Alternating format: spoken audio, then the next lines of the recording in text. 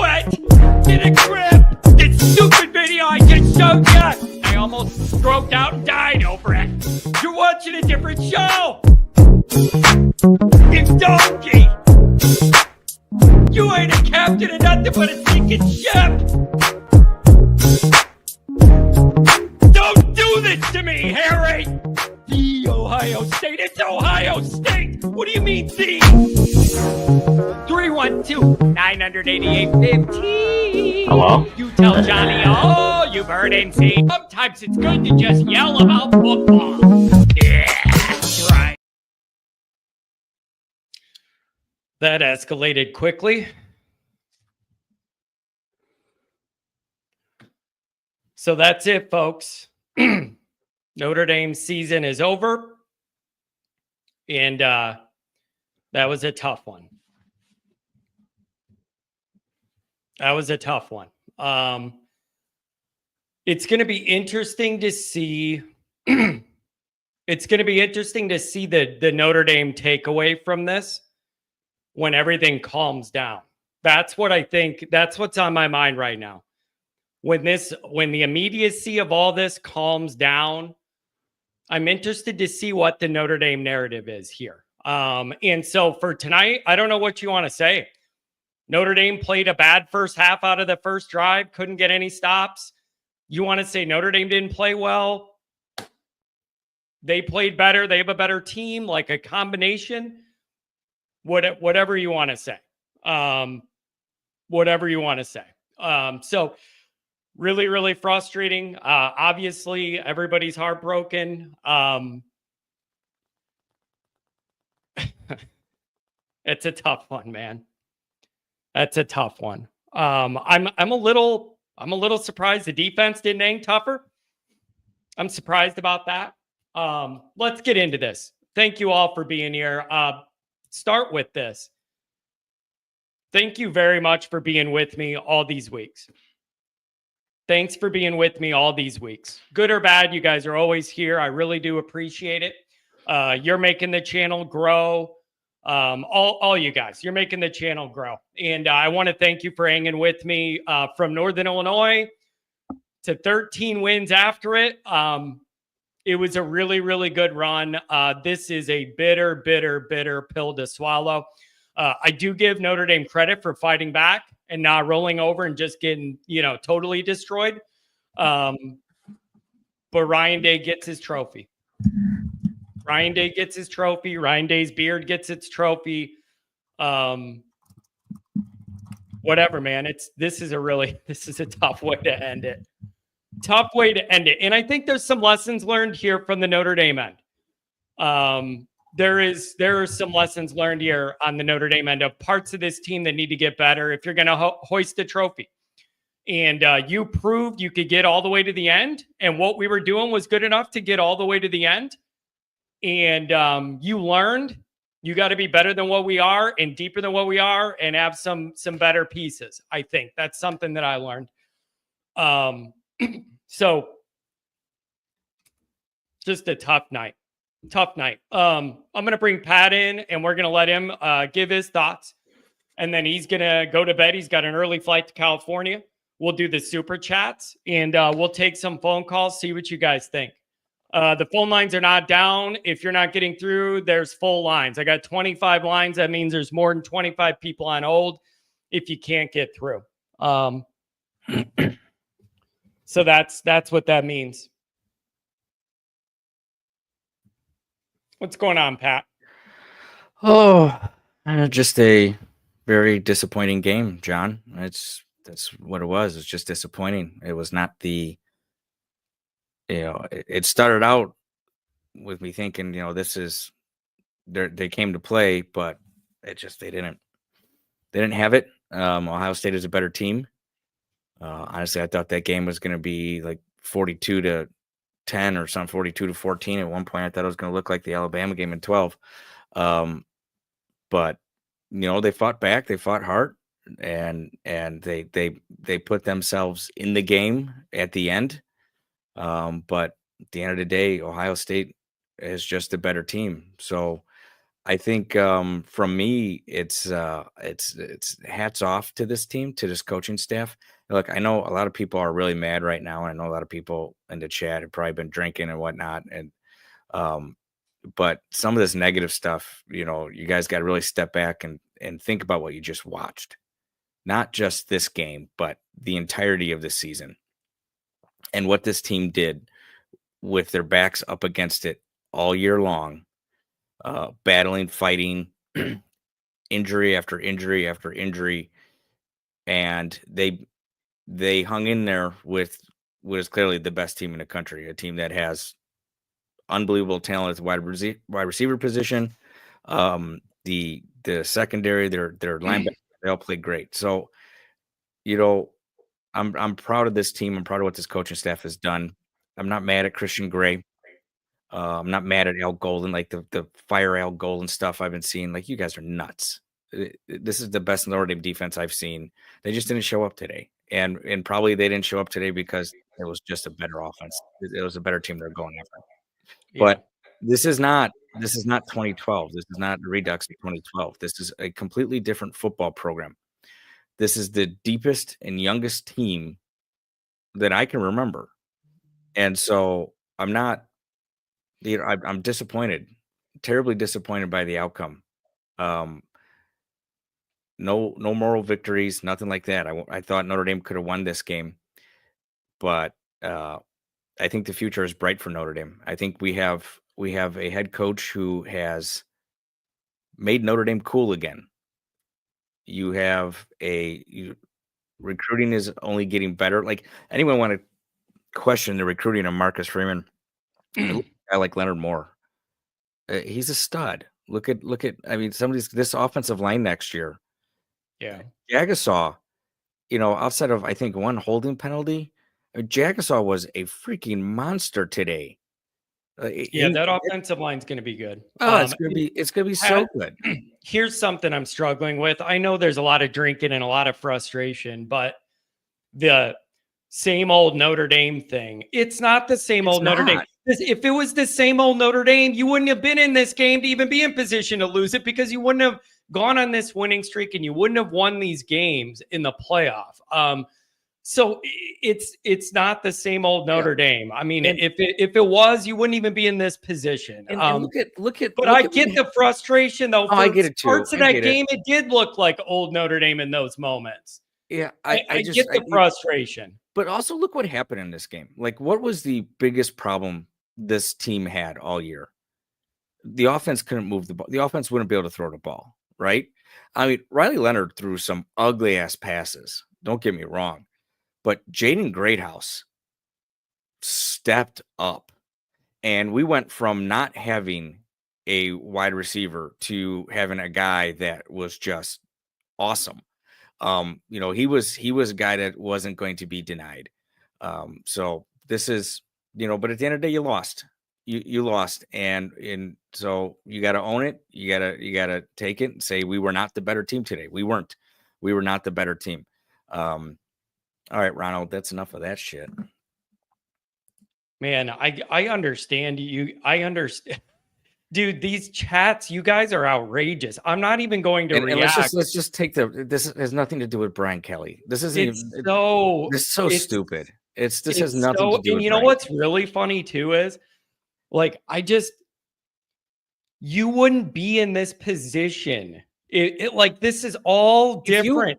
I'm really struggling with people saying it's the same old thing. It's just not the same old thing, you guys. All right, we're not just going to have one person chatting the same thing over and over again. So we'll take care of that one too. Yeah, I think what you have is, I think you got a lot of LSU people in here celebrating the Texas Bowl, dumping on Notre Dame for losing that's fine. The here's the thing. Here's the thing. It absolutely makes no sense. We've seen Brian Kelly in this situation, and when his team went down like this, they never came back. So that never happened. But in this game, they didn't quit.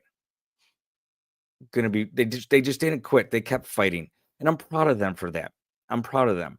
The offensive line, I mean, we couldn't run the ball, but they were doing great pass protection.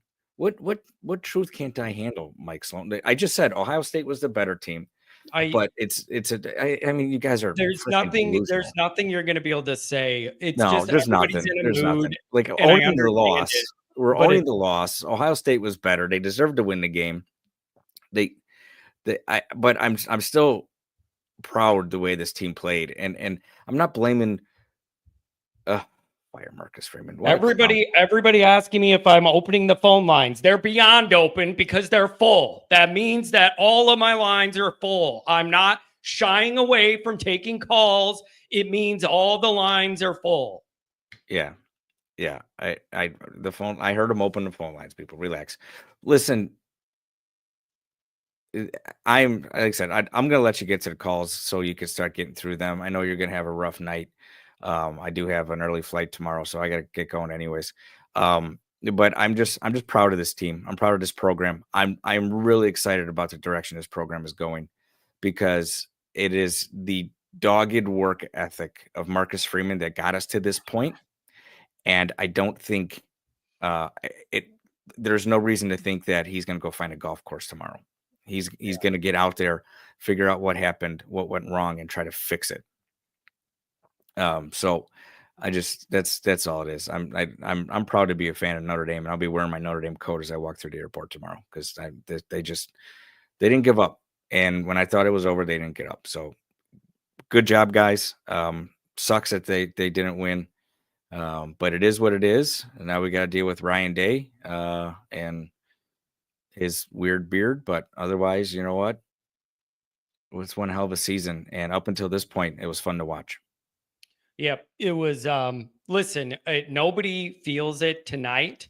A lot of progress was made in this program this year. It doesn't feel like it right now. It doesn't feel like it in this moment. But this program did take a few steps up this year and accomplish some things higher up on the bar than where we've been able to be. No, that doesn't mean I'm okay that we lost. No, that doesn't mean I'm making excuses. There's just, you guys, there's nothing I'm going to say tonight that's going to make any of you feel any better. Typing Brian Kelly's happy and fire Marcus Freeman, like, you guys are out of your minds. You're absolutely out of your. You're totally out of your mind. You know what? I'm sure Brian Kelly is happy, but I don't care, because he still doesn't have a New Year's 6 win under his belt, and Marcus Freeman got 2 in 1 year. So like, I just, and then I was hearing it. I was getting text messages. Notre Dame didn't belong. I want to address that one too. If Notre Dame didn't belong, then nobody did. Yeah. Nobody did. They should have crowned Ohio State national champions after they lost to Michigan.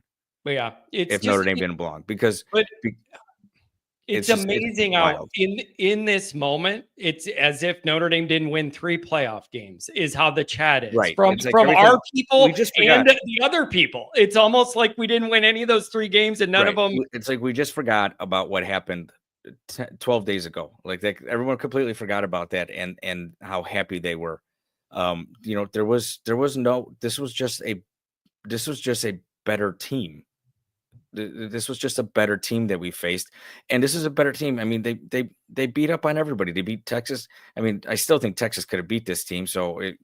But Notre Dame just didn't have it. That's all it is. They just didn't have it, and that's not saying I'm down on Notre Dame. I'm not. It is what it is. So, into the chatter that says you guys talking about Kelly, and I'm only talking about it because there's 78 comments about him in the chat. I don't want to bring him up.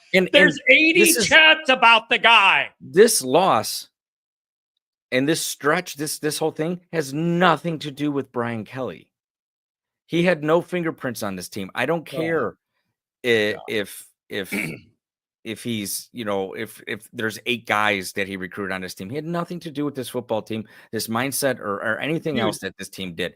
This is not, if they won, he would have gotten. I blame Brian Kelly 7 more times if it makes you feel better. Literally, blame Brian Kelly 7 more times if it makes you feel better. Like, whatever, man. It isn't about him. This is on our coaches.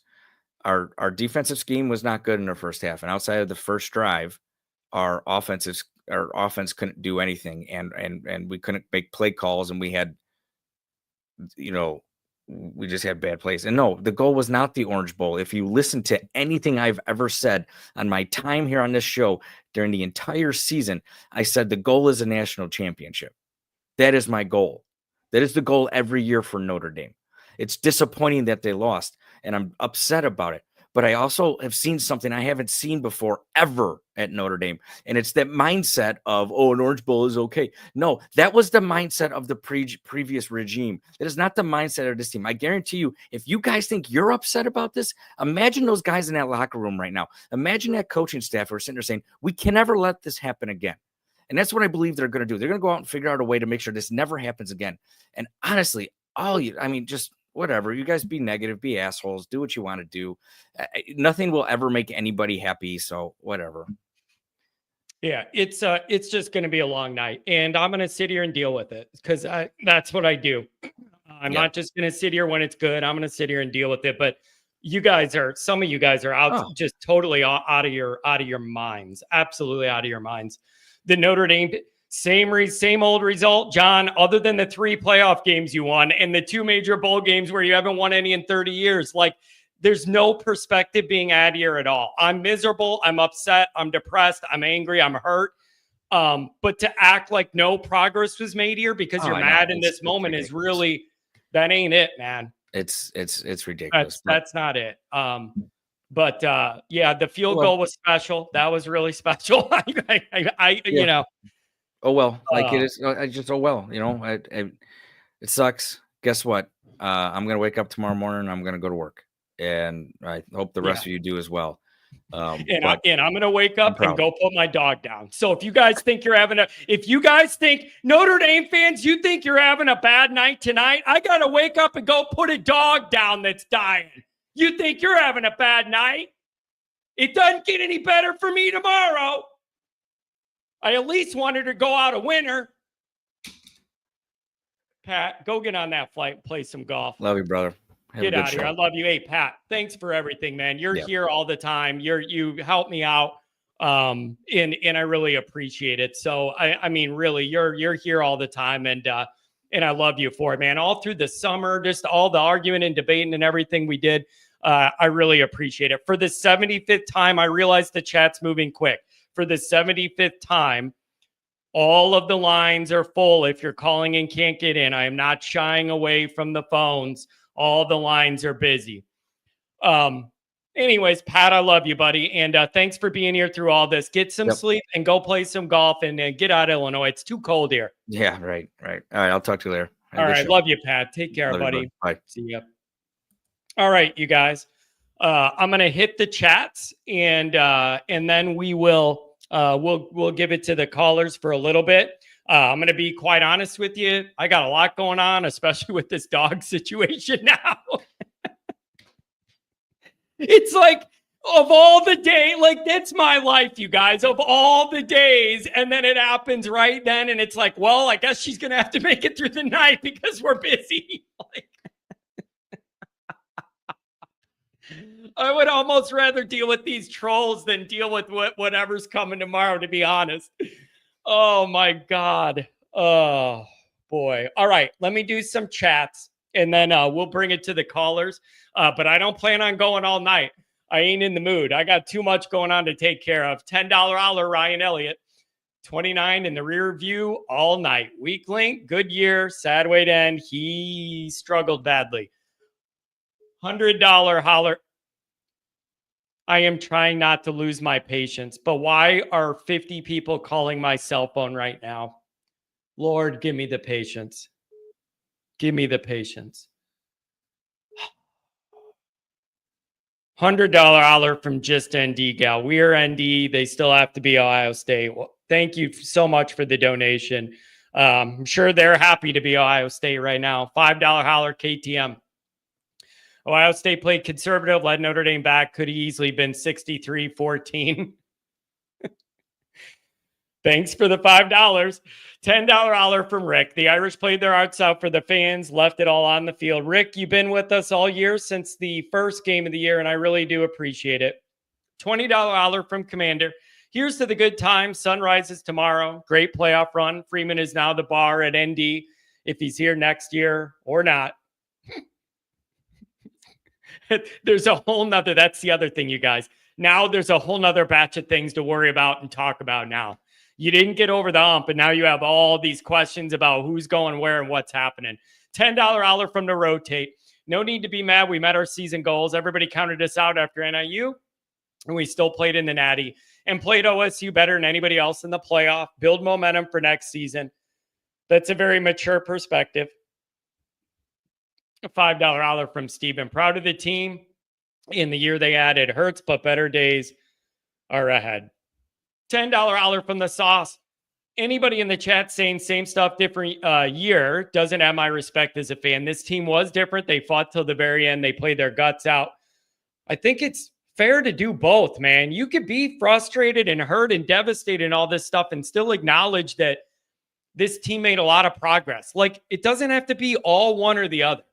You could be completely frustrated and devastated the way we all are and acknowledge some good steps were made in a positive direction this year. That doesn't mean you're sugarcoating it.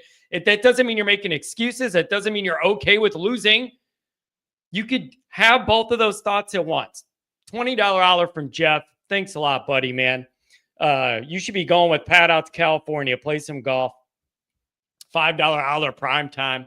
Anybody saying this isn't different is insane. We won the Orange Bowl and the Sugar Bowl.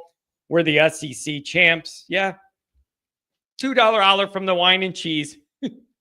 We said, here's $2. Omar, I'm sad you're sad, but you're still handsome. I'll take it. Right now, the way I'm feeling, I'll take it. $2 holler from CJ. Titles are nothing. Well, I guess it's nothing. It is hard to say that, though, because if you say titles are nothing, what do the 3 playoff games mean? Like, I know that's new with the 12 teams and all that, but like, those don't matter at all in any way at all. $5 holler Ryan Bush. Did BK coach the defense today? The first half was specifically horrific. Bro, they're throwing passes and our defenders aren't even in the screen. They're not even on the TV screen. So many of those passes in the first, we didn't even have a guy in the screen, let alone able to play the ball. $5 holler Callahan Auto Parts. I called it 15 seconds before the snap. Gray was alone. They punted once. Time for baseball. Life doesn't get any easier for me if we want to talk baseball. It's Pat, $2 holler. Somebody needs to get Gray a service dog. Not his best moments this evening. $5 holler from Eddie Page. $5 holler. They should have took a play from Alabama when they put Tua in and tried Angeli.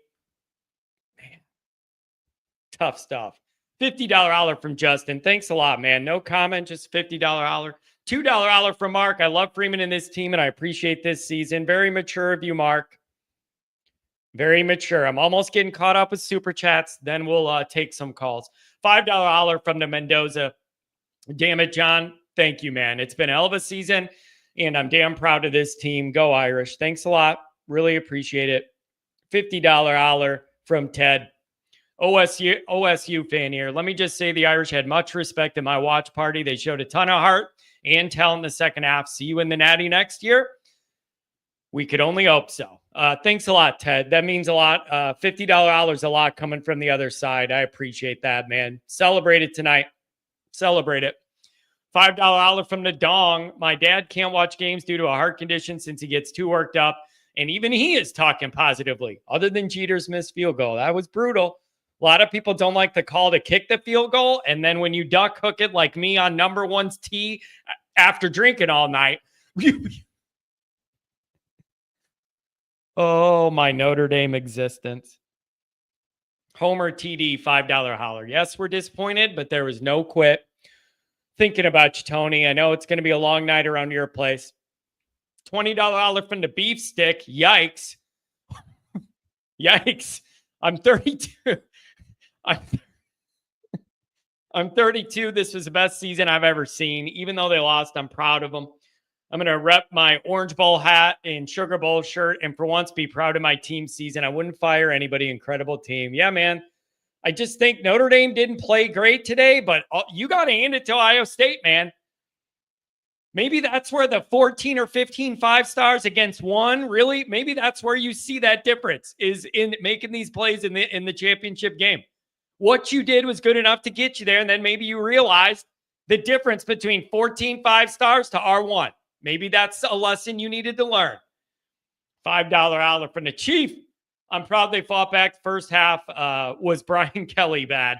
Bad tackling, bad scheme. The red zone secrets to make it an 8-point game was trash. Thanks, Chief. $20 holler from Sully. Greatest season I've seen in years. I'm excited to see what a healthy Freeman team looks like. Go Irish, John, Pat, Mike, and Coach Jared. You guys all rock. Rock your ride or dies, man. Hey, I really appreciate everybody that's with us all the time on Patreon and everywhere else. Thanks, you guys. Merch, $20 holler, 619, trying to be up on the line.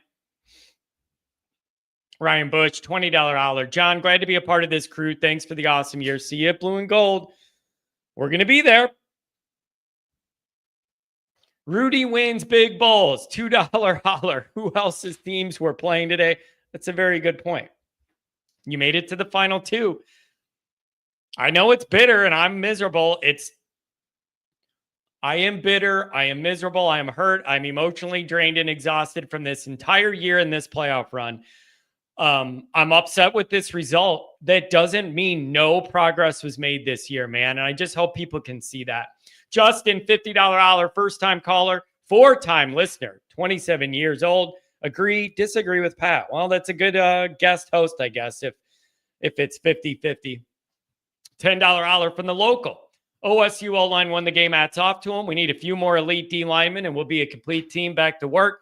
You got the injury. I think the depth caught up with you. Some of the not having exactly what you want in the middle of the D line caught up with you, and not having a passing game you could rely on more consistently down the field caught up with you. Those are some things that jumped out to me. And so I don't know what you guys think, but those are some things I noticed. $2 holler from the Wells Lamont, player of the game. Down 5 defenders, and we're still 3-1 in the playoffs. There's some positivity. Yeah, there's some positivity. And then go Irish, $5 holler. John, did you forget half our fan base is miserable SOBs? I love this team. Go Irish. See you next year. I get it, man. I get it. People are miserable, probably drinking. I get it. $50 holler from Michael. As a Texas native and Notre Dame fan that's never been to South Bend, you made the last 2 years following Always Irish special. Thanks for doing what you do. Hey, man, it means a lot to me on the final night of the season and the final post-game show for a very, very long time, you guys. It's sad. Do it like this. $5 holler from Tom. The fight of the Irish was on full display. I'm proud of this team in every way. We're getting some mature perspectives here. $50 holler, Austin Forrest Wagner. NIU was ND's motivation to the championship. Michigan was OSU's to win it all. Overall, really proud of the Irish. Yeah, there's a lot of positives. $20 holler from the merch. I want to call, but I can't. $5 holler Irish Steel. Thank God the season starts back up in 6 weeks. Yeah, I know, man. That's the other thing with this run. With this run, it's just, it's amazing. Blue and Gold's going to be here before you know it. $2 holler. Horrid outcome. Pretty much. $10 holler, Justin. Let's go. So happy with this team. Why did we kick it? Yeah. And then why did you miss it when you kicked it is another good question I have. $5 holler from Mike. John, deepest condolences to you and the family with the impending loss of the dog. Yeah, man, it's not the one from the video the other day. We have one that's older, and she's taken a turn for the worse. And so we kind of just took turns passing her around watching the game. It was just, I'm not going to have a good 24 hours. Let's put it that way. $50 holler from Dan. My dog and I send our condolences to you and your dog. Thank you. I appreciate that. All dogs go to heaven, right? I love this team, but we got out coached. $2 holler. We're ND. They still have to be Ohio State. Thank you, ND gal. $20 holler Heather Ann. So sorry about the dog. I don't want to make this all about the dog. It's just funny to me that Notre Dame loses the championship and I got to put a dog down within the same 24 hours. I don't want to make it about Brian Kelly and I don't want to make it about the dog. I'm just mentioning, like, you think I'm having a bad night tonight? It ain't going to get any easier in that room tomorrow, damn it. Oh, so sorry for your dog, John. Thinking of you and your family. I, along with all of you, was rooting for ND. They played hard and had an amazing season. This team and fans have a lot to be proud of. Thank you, Heather. You've been here on all these shows. I appreciate it. $50 holler from Rose Quartz Lemonade. I love you, John. ND fought hard. You should be proud, bro. Yeah, the chat started to get personal after a while when I tried to show love today. So to down to Pat, Sid, Irish. I guess I'm not mentioning all that. I guess the haters were right. Yeah, $20 holler.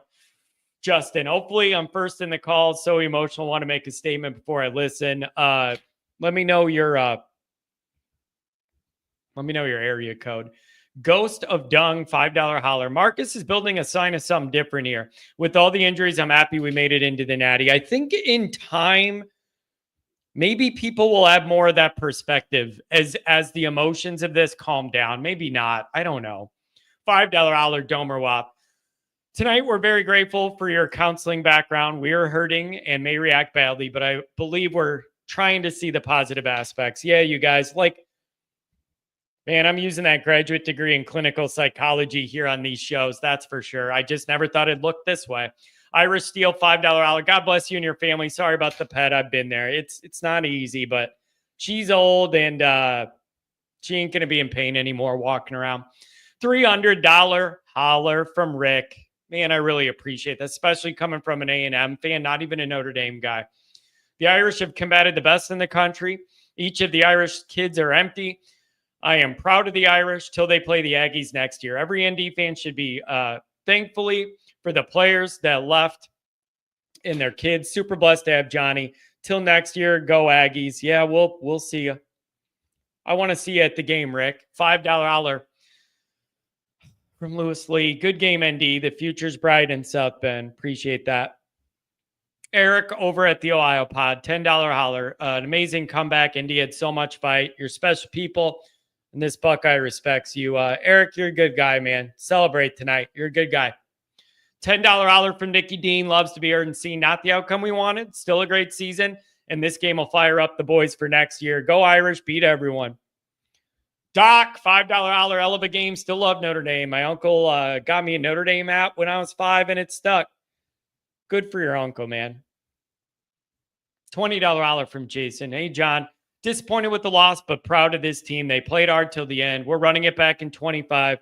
Thank you so much for all your content. Great season. Yeah, thanks a lot.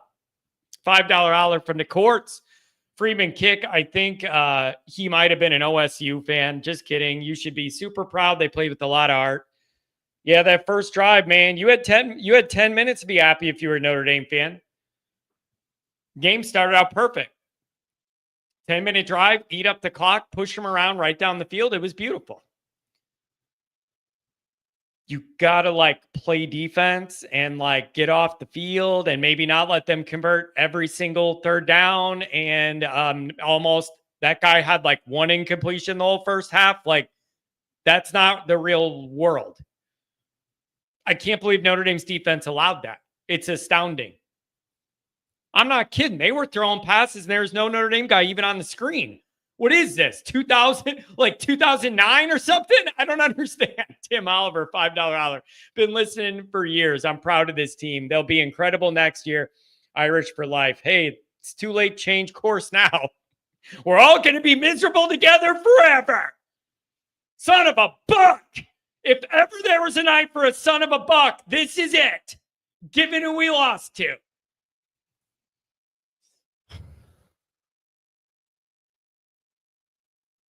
$20 holler from merch.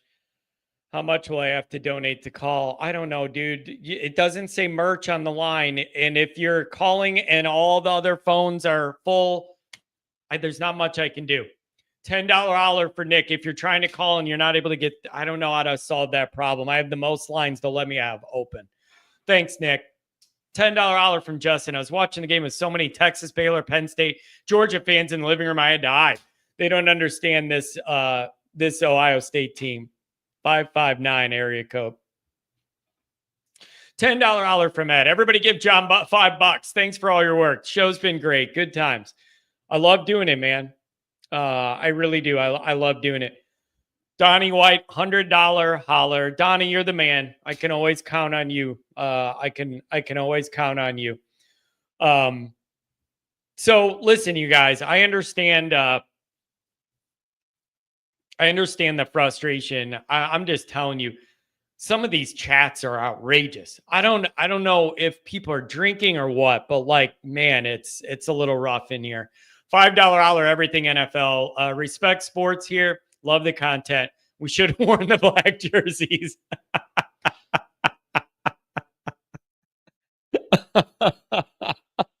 I needed that. Man. I thank you for that. I needed that. I really did need it.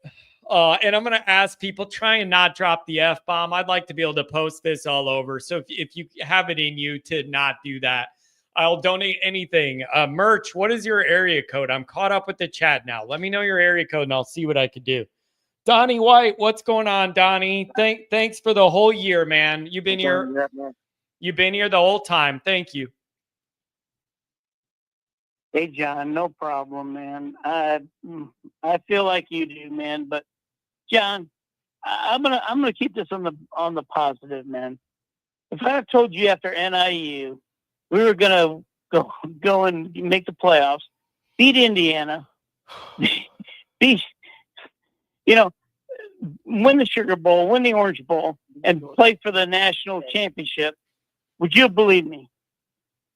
Yeah, I know. No, I know, Donnie, man, but it's so hard to get this close and then fall off. Like that's the thing, man. You got so darn close. Like it's just really hard emotionally for people to have that perspective right now. And a lot of progress was made, man. Like nobody wants to hear it tonight, but this program did take multiple steps forward this year. Nobody's in the mood for that right now, though, and I get that. But Notre Dame took a lot of steps forward. They did, and they beat themselves in the first half. Yeah, they did. Yep, they beat themselves, and and even starting the second half, when they let that long run go, It was like, man, okay, we're gonna come out, we're gonna be smoking. If that wouldn't have happened, that long run, and John, we were still in position to win the game with 6 minutes left in the game.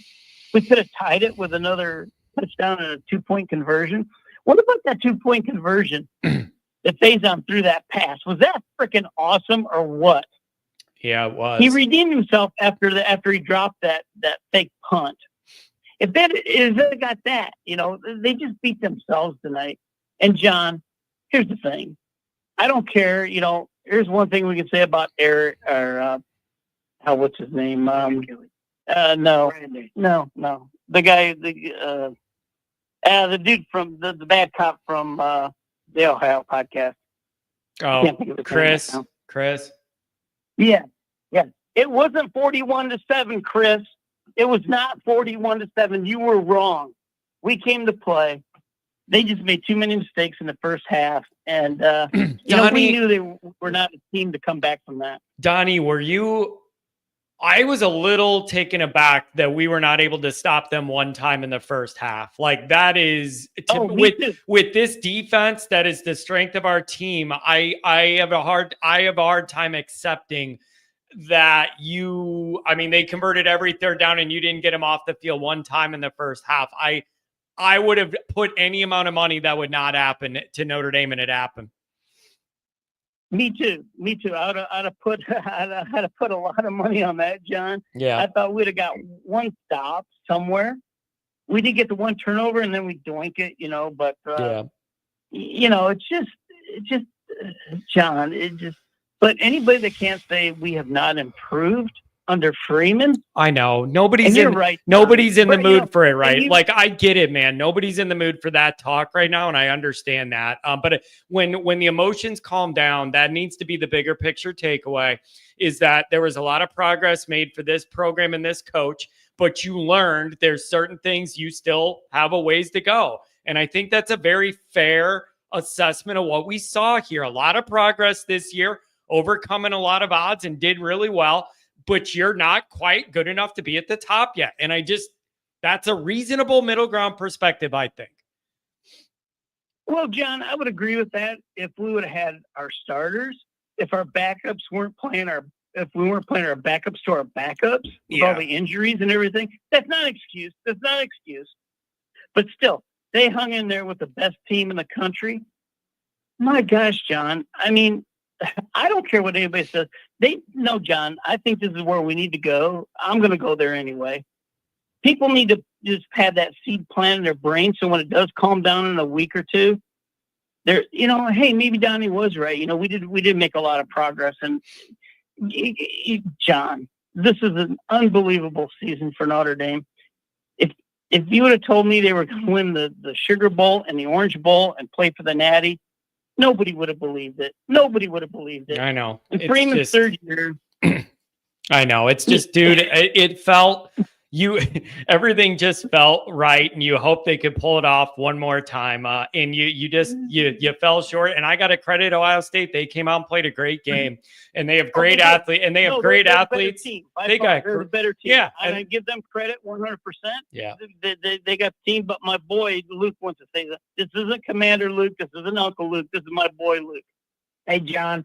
Yeah, I'm Donnie's boy, and I just got a few things to say. I've heard a lot of calls and almost all of your shows here, and I love your show. You do a great job, but I just got to look, towards the future. I mean, we got Freeman for, his new deal, knows another 6 years. He's doing a great job in the recruiting class.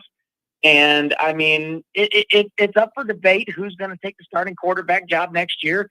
But as long as I think we need to get away from this rent a quarterback thing, we had Hartman and now we have Leonard. I think we need to go back. We need to stick with Steve Angeli and let him. He's evolved. He's shown what he could do in that Penn State game. Got our first points on the board. We need to get forward with him and he's more of a pocket passer and allow eligible to throw the ball. Not saying Riley can't, but he's shown some struggles throughout the year.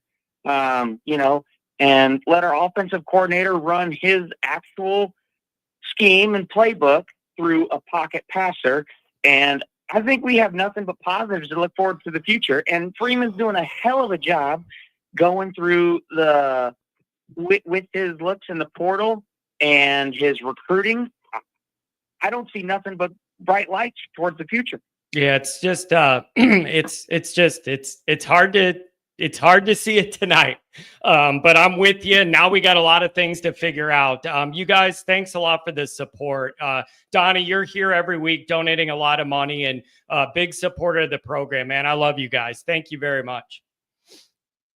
You're welcome, John. And hey, John, really sorry to hear about your dog. I have 2 dogs and they had their always Irish bandanas on tonight. It happens, man. She's old. She's old, and it's just time. And the bottom fell out today of all days. So she'll be up with Frank Leahy, but this time tomorrow. So yay, Donnie, thanks for everything, man. All the support and all the donations. I really appreciate it. I'll see you guys at Blue and Gold. Okay. Hey, John, definitely, and don't let the bastards beat you up tonight. Hey, I'll take my beating. It's going to be a long, rough night. I love you, Donnie. Thanks for everything, man. Donnie's a great guy, man. He's donated a lot just to keep these phone lines pumping every single week. But yeah, dude, I can't even think about like who's going to be the quarterback, who's coming and going. Can I just get through this nightmare first?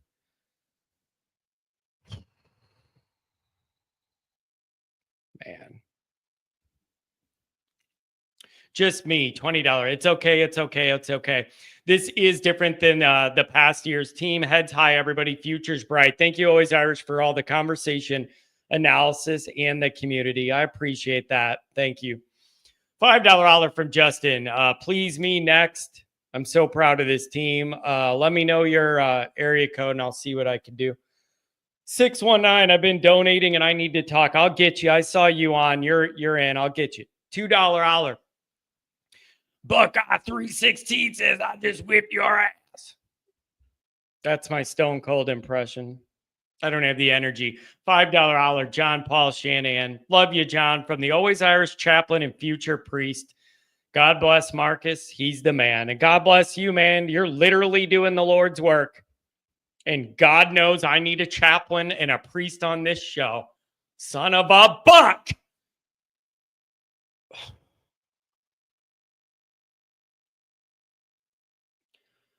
Caden the man, $2 holler. Ohio State's owns Notre Dame. Loser. Oh, man, I'm so hurt. How will I ever recover? You just gave me money to make fun of me. Thanks for the $2. Justin Knox, $20 holler. Dude, you're a special type of troll. I love trolls that are willing to pay money to make fun of Notre Dame. It's hilarious. Those are my favorite. $20 holler from Justin. This hurts. It's painful. The sun will rise tomorrow. Stars matter. Hey, 14 5-stars on one roster, one on the other. You learned you could make it to the title game, but you got to play a perfect game in it if you're going to have that kind of talent disparity. That is one thing I've learned from this nightmare. I'll be curious to see if the coaching staff isn't ravaged, but this season has been sensational. We're at the precipice to sustainability, right? We're right there.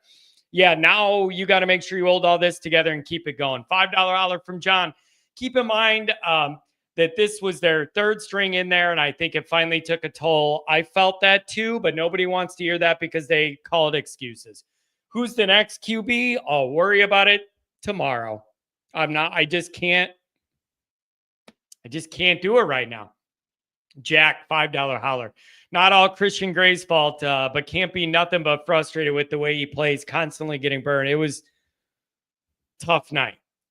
Justin, $5 holler. Area code 559, and then a 7. Thank you very much for all the donations, you guys. I didn't know if we wouldn't get any tonight because everybody's so hurt and frustrated, or just trolls, or what. Okay, 619. There you go. What's up? Donnie, you can hear me, right? Yep. All right. Well, I just want to say, like, this game was such a letdown. Like, I can't even like explain like how much of a letdown this was. Like, as much as of a good of gameplay played, like our defense and everything was so underwhelming compared to the Georgia and Georgia and Indiana game. Like, everything about it was just awful. Like, we played like absolute trash against them. Like, I don't actually understand like why we played so bad against Ohio State. Like, this was supposed to be our revenge game. And like the thing, like,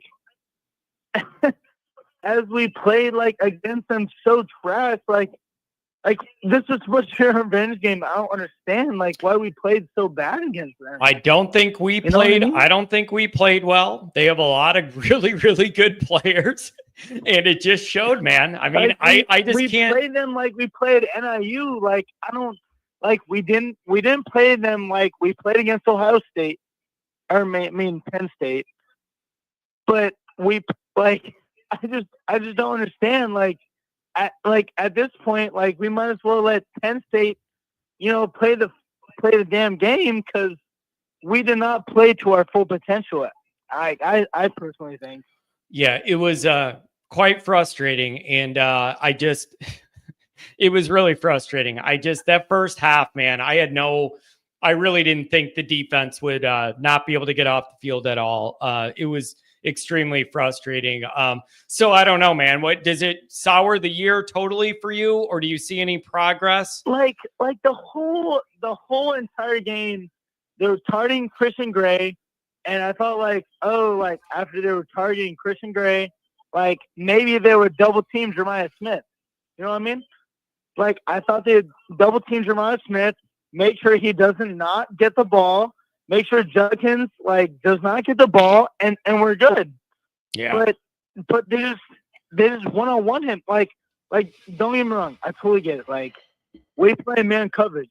That's totally fine. But at the same time, like, we're playing one of the best wide receivers in the country, and we play like that. Like, come on, man. Yeah, Like, it was really frustrating. So let's see what happens when the emotions calm down, and then maybe we'll be in a better place, man. I really appreciate the call. Thank you. I just can't do. Really, John? Really, John? What? What do you want from me? Somebody donates. I'm going to give them a little time. What do you want me to do? Do I look like an operator on the Titanic or something? Putting them things in the wall? Oh, this is going to be I'm going to have a long 24 hours.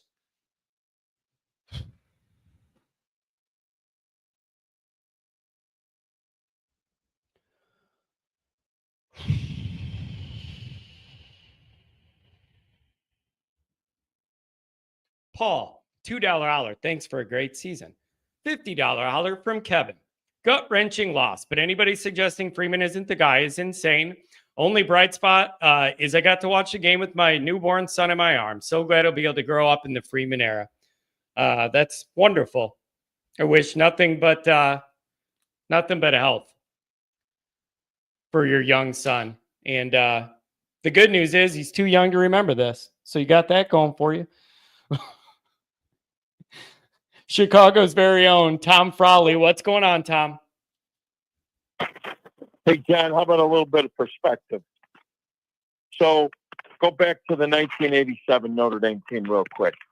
When they got, in a really good season, had some big wins. They smoked Alabama that year, and then they wind up in the Cotton Bowl, and they got handled 35-10 by Texas A&M. What did they do the next year? They went and won the national championship. And like Lou Holt said, there's a reason why. They did not know how to win. Notre Dame did not know how to close tonight. Coffee's for closers only. You got to learn how to win. And that goes, it starts at the top, the coaching staff, all the way through. Now, I give them all the credit in the world for the grit. But I'm going to tell you what. They did not execute. The moment was too big for them, and they played a much better football team. Period. Full stop. End of story. Move on. Time to move on. You know what's in that locker room? They've got receivers. They've got K.K. Smith and Cam Williams coming up next year to put in with Faison and Greathouse. And they've got 4 quarterbacks that can really throw the football. 4. Ohio State is losing most of that team. I hope they're good enough to get back to the playoff next year, because we'll see those sons of bitches again. Trust me on that. Mark my words that I said it tonight. They got to hang their heads high. There's nothing to be ashamed of for Notre Dame Nation. All the negative talk, Outbound said, "Well, it's fool's gold. I can't take this anymore, so I'm going away." Yeah, go ahead. Go, leave. Go ahead. Stop being a Notre Dame fan. What? You know what? That team didn't quit tonight. I'm not quitting on the Fighting Irish. I never will. You guys got some of this fan base, John, pisses me off more than the Ohio State fan base. They're delusional. You got beat by a better team. You suck it up and it'll get better. Trust me. They've got talent down there, and there's more coming in. And they've got the right dudes coming in. And they're going to do it the right way, John. Will you please trust me on this? I know what I'm talking about. Yeah. But you got to learn how to win. I mean, look, my 2 favorite sports teams on earth, the Blackhawks, the Chicago Blackhawks. It took them 19 years to figure out how to beat the Detroit Red Wings. Then they finally did, and they won 3 Stanley Cups in 5 years. It took Notre Dame 3 years under Lou Holtz to figure out how to win. They finally did it, and they did really well. I'm telling you, there's something special brewing down there. This is not the teams that got beat by Alabama and Clemson in the playoffs. This is a different team. Because that old Notre Dame team would have got smoked. They would have lost 42-7 or probably 49-7. They came back and they fought. Did you see Riley Leonard was 22 of 33 for 255 and 2 touchdowns, and he ran for 1. I mean, if you would have told me he had those stats before the game, Notre Dame's in the W column. They just didn't play defense, and they didn't close. Coffee's for closers only. Congratulations to the Ohio State Buckeyes, and that goes out to all the fans of Ohio State, even the ones that have no class, because remember this. When you win with class. When you lose with class. Take that lesson.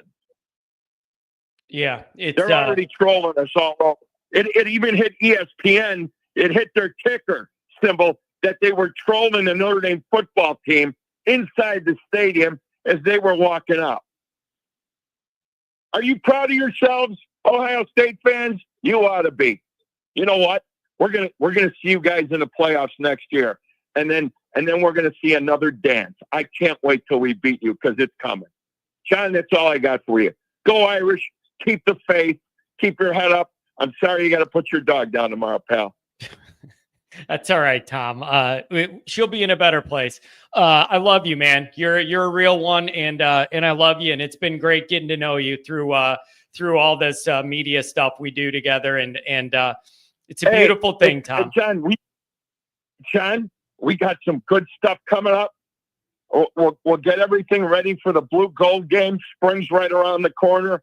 We're going to strap it on. It's going to be fun when we strap the helmet on next year. I'm telling you. And one more thing. It's going to be a tougher schedule. There's not going to be any excuses for all the people. Oh, you got to join a conference. Yeah. Wait till you see the schedule Notre Dame plays next year. And when they wind up in the playoff again and they start punching people in the mouth, then come talk to me, tough guys, because they're coming. They're coming.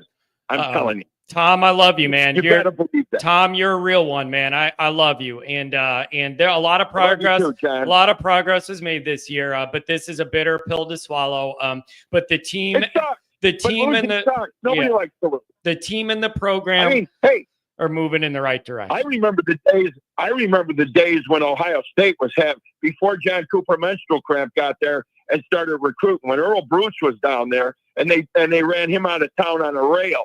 Okay. And then they started, because he didn't own the state of Ohio. That's a great football state. They ought to take their hats off, but they got to start. They need to learn how to win with class because they don't. Yeah. Tom, get some rest, my man. It's been stressful. Those sons of bitches, but I take my hat off to them because that's a good football team. Yeah, you're right, Tom. I'll tell you what. Hey, listen, Will Howard, that kid is a stand-up kid. He should be on a Wheaties box. He's a great kid. He played a phenomenal game, and he deserved to get the player of the game. God bless that kid. He's a great role model. And good for Ohio State. I'm glad that kid, he comported himself well. So that's what a champion should look like. It's just too bad that the trolls can't follow his suit and try and be a little more classy. Yeah. Man, this is a tough one. All right, Tom. I'll talk to you tomorrow, I'm sure, buddy. I love you. Thanks. See you, pal. Be good. Go Irish. See you. Oh, this is going to be a long night. This is going to be a long night. Merch. I want to use $20. I want to talk again. Like, I can't do it. I got to try and get through all the people who haven't talked yet. $2 Irish Steel. I love Tom Frowley. Yes, Chicago's very own. $2 this caller. Tom's getting some run here on the donations. Oh, $5 from Eddie Page. I watched this run with my dad and brother. This show was never missed. Thanks for the laughs and the hard work. They'll be back next year. Thank you very much. That means a lot to me. 415, what's going on? Welcome to the show. Hey, John. Buddy, I'm watching the pain in your face, my friend. It is a rough one. Yeah, it's a really, really bitter pill to swallow. And so it's just really interesting, man. Everybody's bitterly disappointed, but I don't think it's making excuses or sugarcoating it to say that the program made a few steps forward this year. It's just nobody's in the mood to hear that right now. And I understand that. That's where we're at in this moment is between those two things, and it's just people are too hot, man. No doubt. I mean, we have the raw emotions going on right now on all sides of it. And just some quick thoughts on it. I would say this. I'm just super proud of this team. The never die attitude all year long. We were, and we really are champions due to the heart that we continuously have showed day in and day out. And of course this hurts. But I'm beaming with pride, man. I'm beaming with pride on a group of people that came together and became a team, and something that we can all learn from. And that no matter how behind the lines we might get, whether it's on the field or in life itself, like, we have to continue to fight and never give up. And I'm heartbroken, but my head, and I believe all the Irish faithful, need to keep our heads up high, because I think Tom was hitting it hard. He said, back in the day, we would have lost like 42-7 or something of that degree. In the third quarter, I was thinking to myself, we would have lost like 63-7 if this were the team back in the day, because of the fact that we didn't have that whatever the it factor is, to be able to turn it around and say, absolutely not. I don't care. I don't care that we're down 24 deep in the third quarter. The character of this team and the players will come through, and we're going to make this comeback. And they started doing it. And it was incredible. It was an incredible amount of time in a short period of time just to watch them just claw and fight their way back. But the reality is, with this game, is when you get down 31-7, you have got to play a damn near perfect game in order to pull it off. And we made just too many mistakes. And even with the mistakes, like the roughing the passer penalty, or, just certain things that were going on, the one that was just the most crushing, and we'll get into X's and O's, I'm sure, in the whole entire offseason, but it's 3rd and 11, and we have single coverage on the outside on number 4. And that was, wow, that was gut-wrenching, and that was a dagger. And, even more so than a missed field goal or not going for it on 4th down in the red zone, like, we still had a shot because the defense started pulling it out for us. And but that last play was crushing. And so it's just something where I think we can learn from. And I just watched Riley Leonard on the podium in his jersey, still crying and talking about, not crying, out of control, but just, he was emotional, and he was talking about his teammates and what great human beings they are, and how they all fight for one another. And I'm very proud of this team. I'm heartbroken because I wanted it for them. I wanted it for Marcus Freeman. I wanted it for all of us who have been, for the last 3-4 decades, however old we are, and however long we've been watching them pull this out, and we didn't, and that's okay. Because I agree with Chicago Tom, as I like to call him. We are absolutely right, as I've been saying for the last couple of months now, at the incipient stages of this. We're at the beginning, and this is going to continue to go, and we're going to continue to get better. And to all those trolls out there on the Ohio State, man, do it with class. You know what I mean? Like, I couldn't even imagine going over to somebody else's, fan base and start, I don't know, talking the way they're talking and doing all this. It's just ridiculous. And kudos to you, John, for even having to put up with it. But I don't know, man. I got a lot to say on my mind, but I know you got a million different callers. I just want to call and talk to you. And I don't know if you have any other thoughts for me or whatnot. But hey, it's pretty reasonable perspective. I feel like you can do two things at once if you're being mature about it. Be devastated, be frustrated, be hurt, be mad, and acknowledge that Notre Dame took a lot of steps forward and the team is moving in the right direction and the program crossed a lot of barriers that it hasn't crossed in 30 years. And I realize it's not the ultimate and we all wanted that or whatever, but that doesn't mean no progress was being made. And I understand the Notre Dame people don't want to hear that. I get that they don't want to hear that, but that is the truth.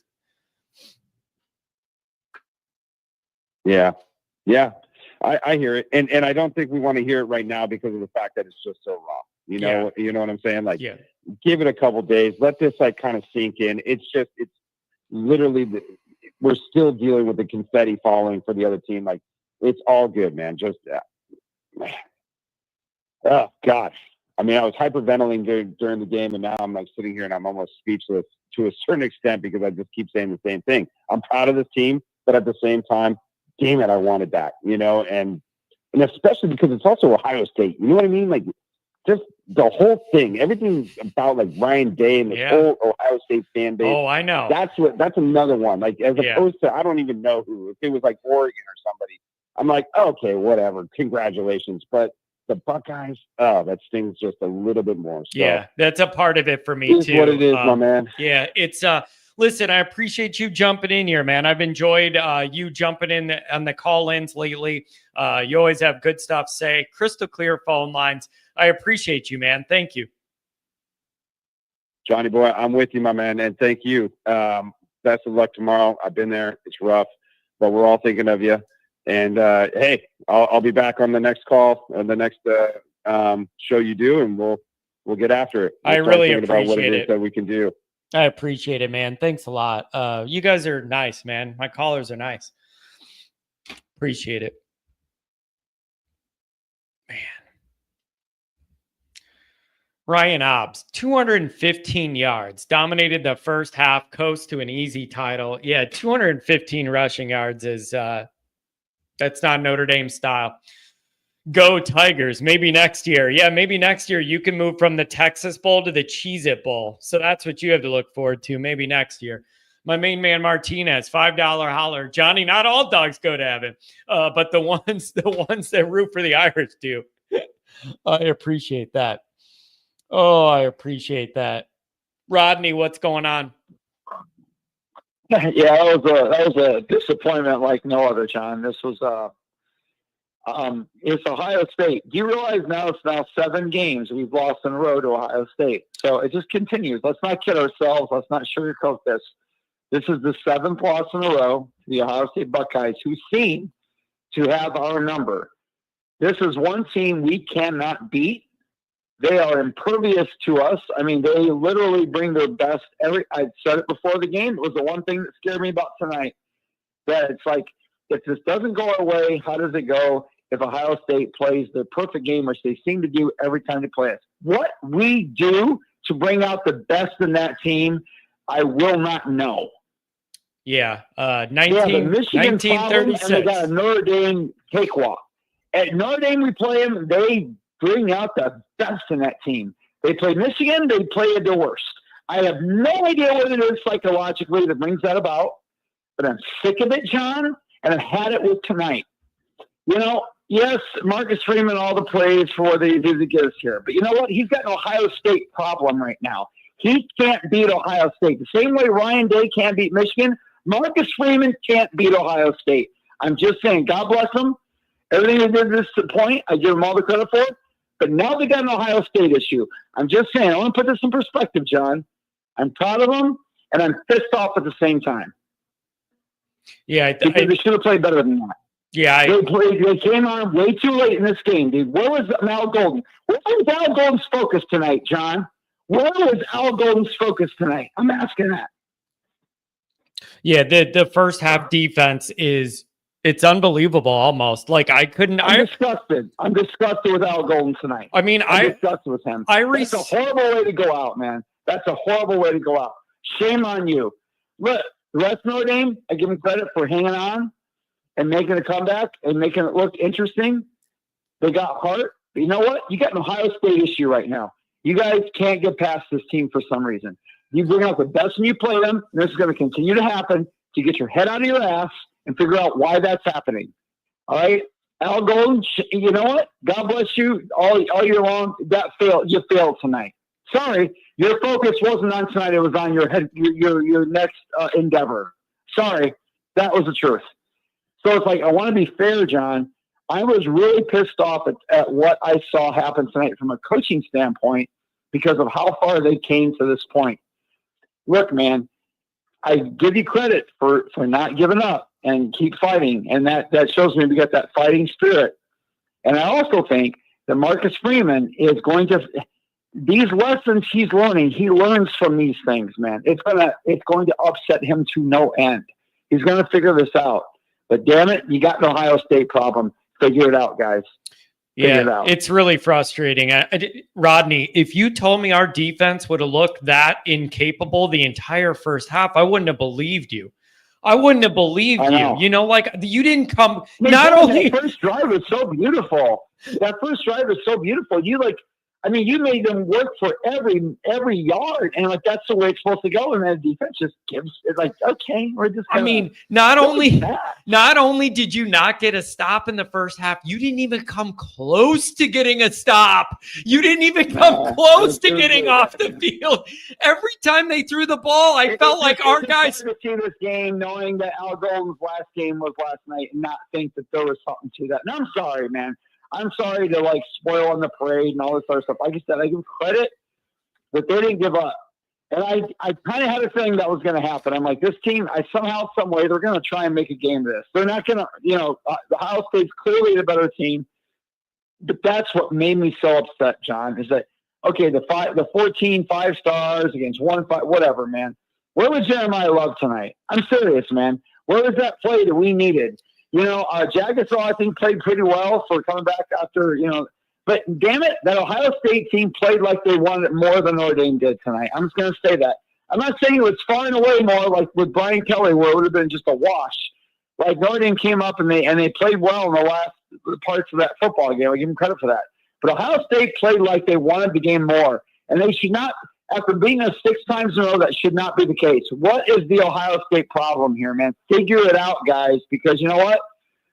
I was proud of them, but damn it, I'm a little disappointed in how this game went down. Like, I'm glad they didn't give up, but they're better than that, John. It's tough. They're better than the way they played in that first half. It is.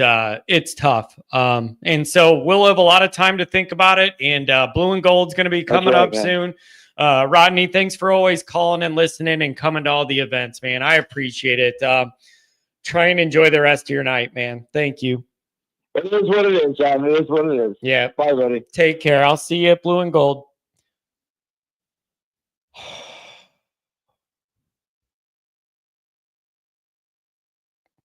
Yeah, 16 yards rushing between those two backs. Not good enough. Nate, $50 holler. Hey, John, the digger here. I'm pissed we lost our physicality after the first drive. Howard beat us at our own game tonight. See you at the Blue and Gold game. God bless America. God bless ND. Angela, thanks for everything. Angela's always here. It's always good to have a Rudiger here. Love you, John.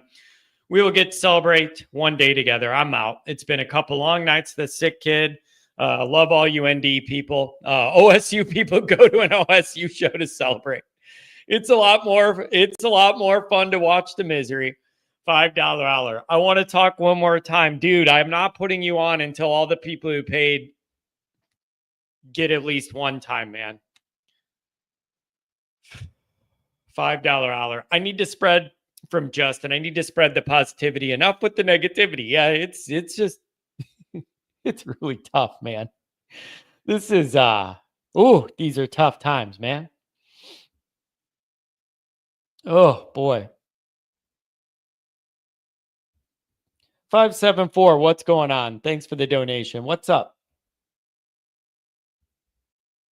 John? Yeah. Johnny, can you hear me? Yes. Amazing. So first off, Tom's a legend. I don't agree with everything he says, but I mean he's got the right head on his swivel. Second quarter, disgusting. 21 points in the second quarter. You cannot do that. Yeah. You cannot go in that quarter and just shell up.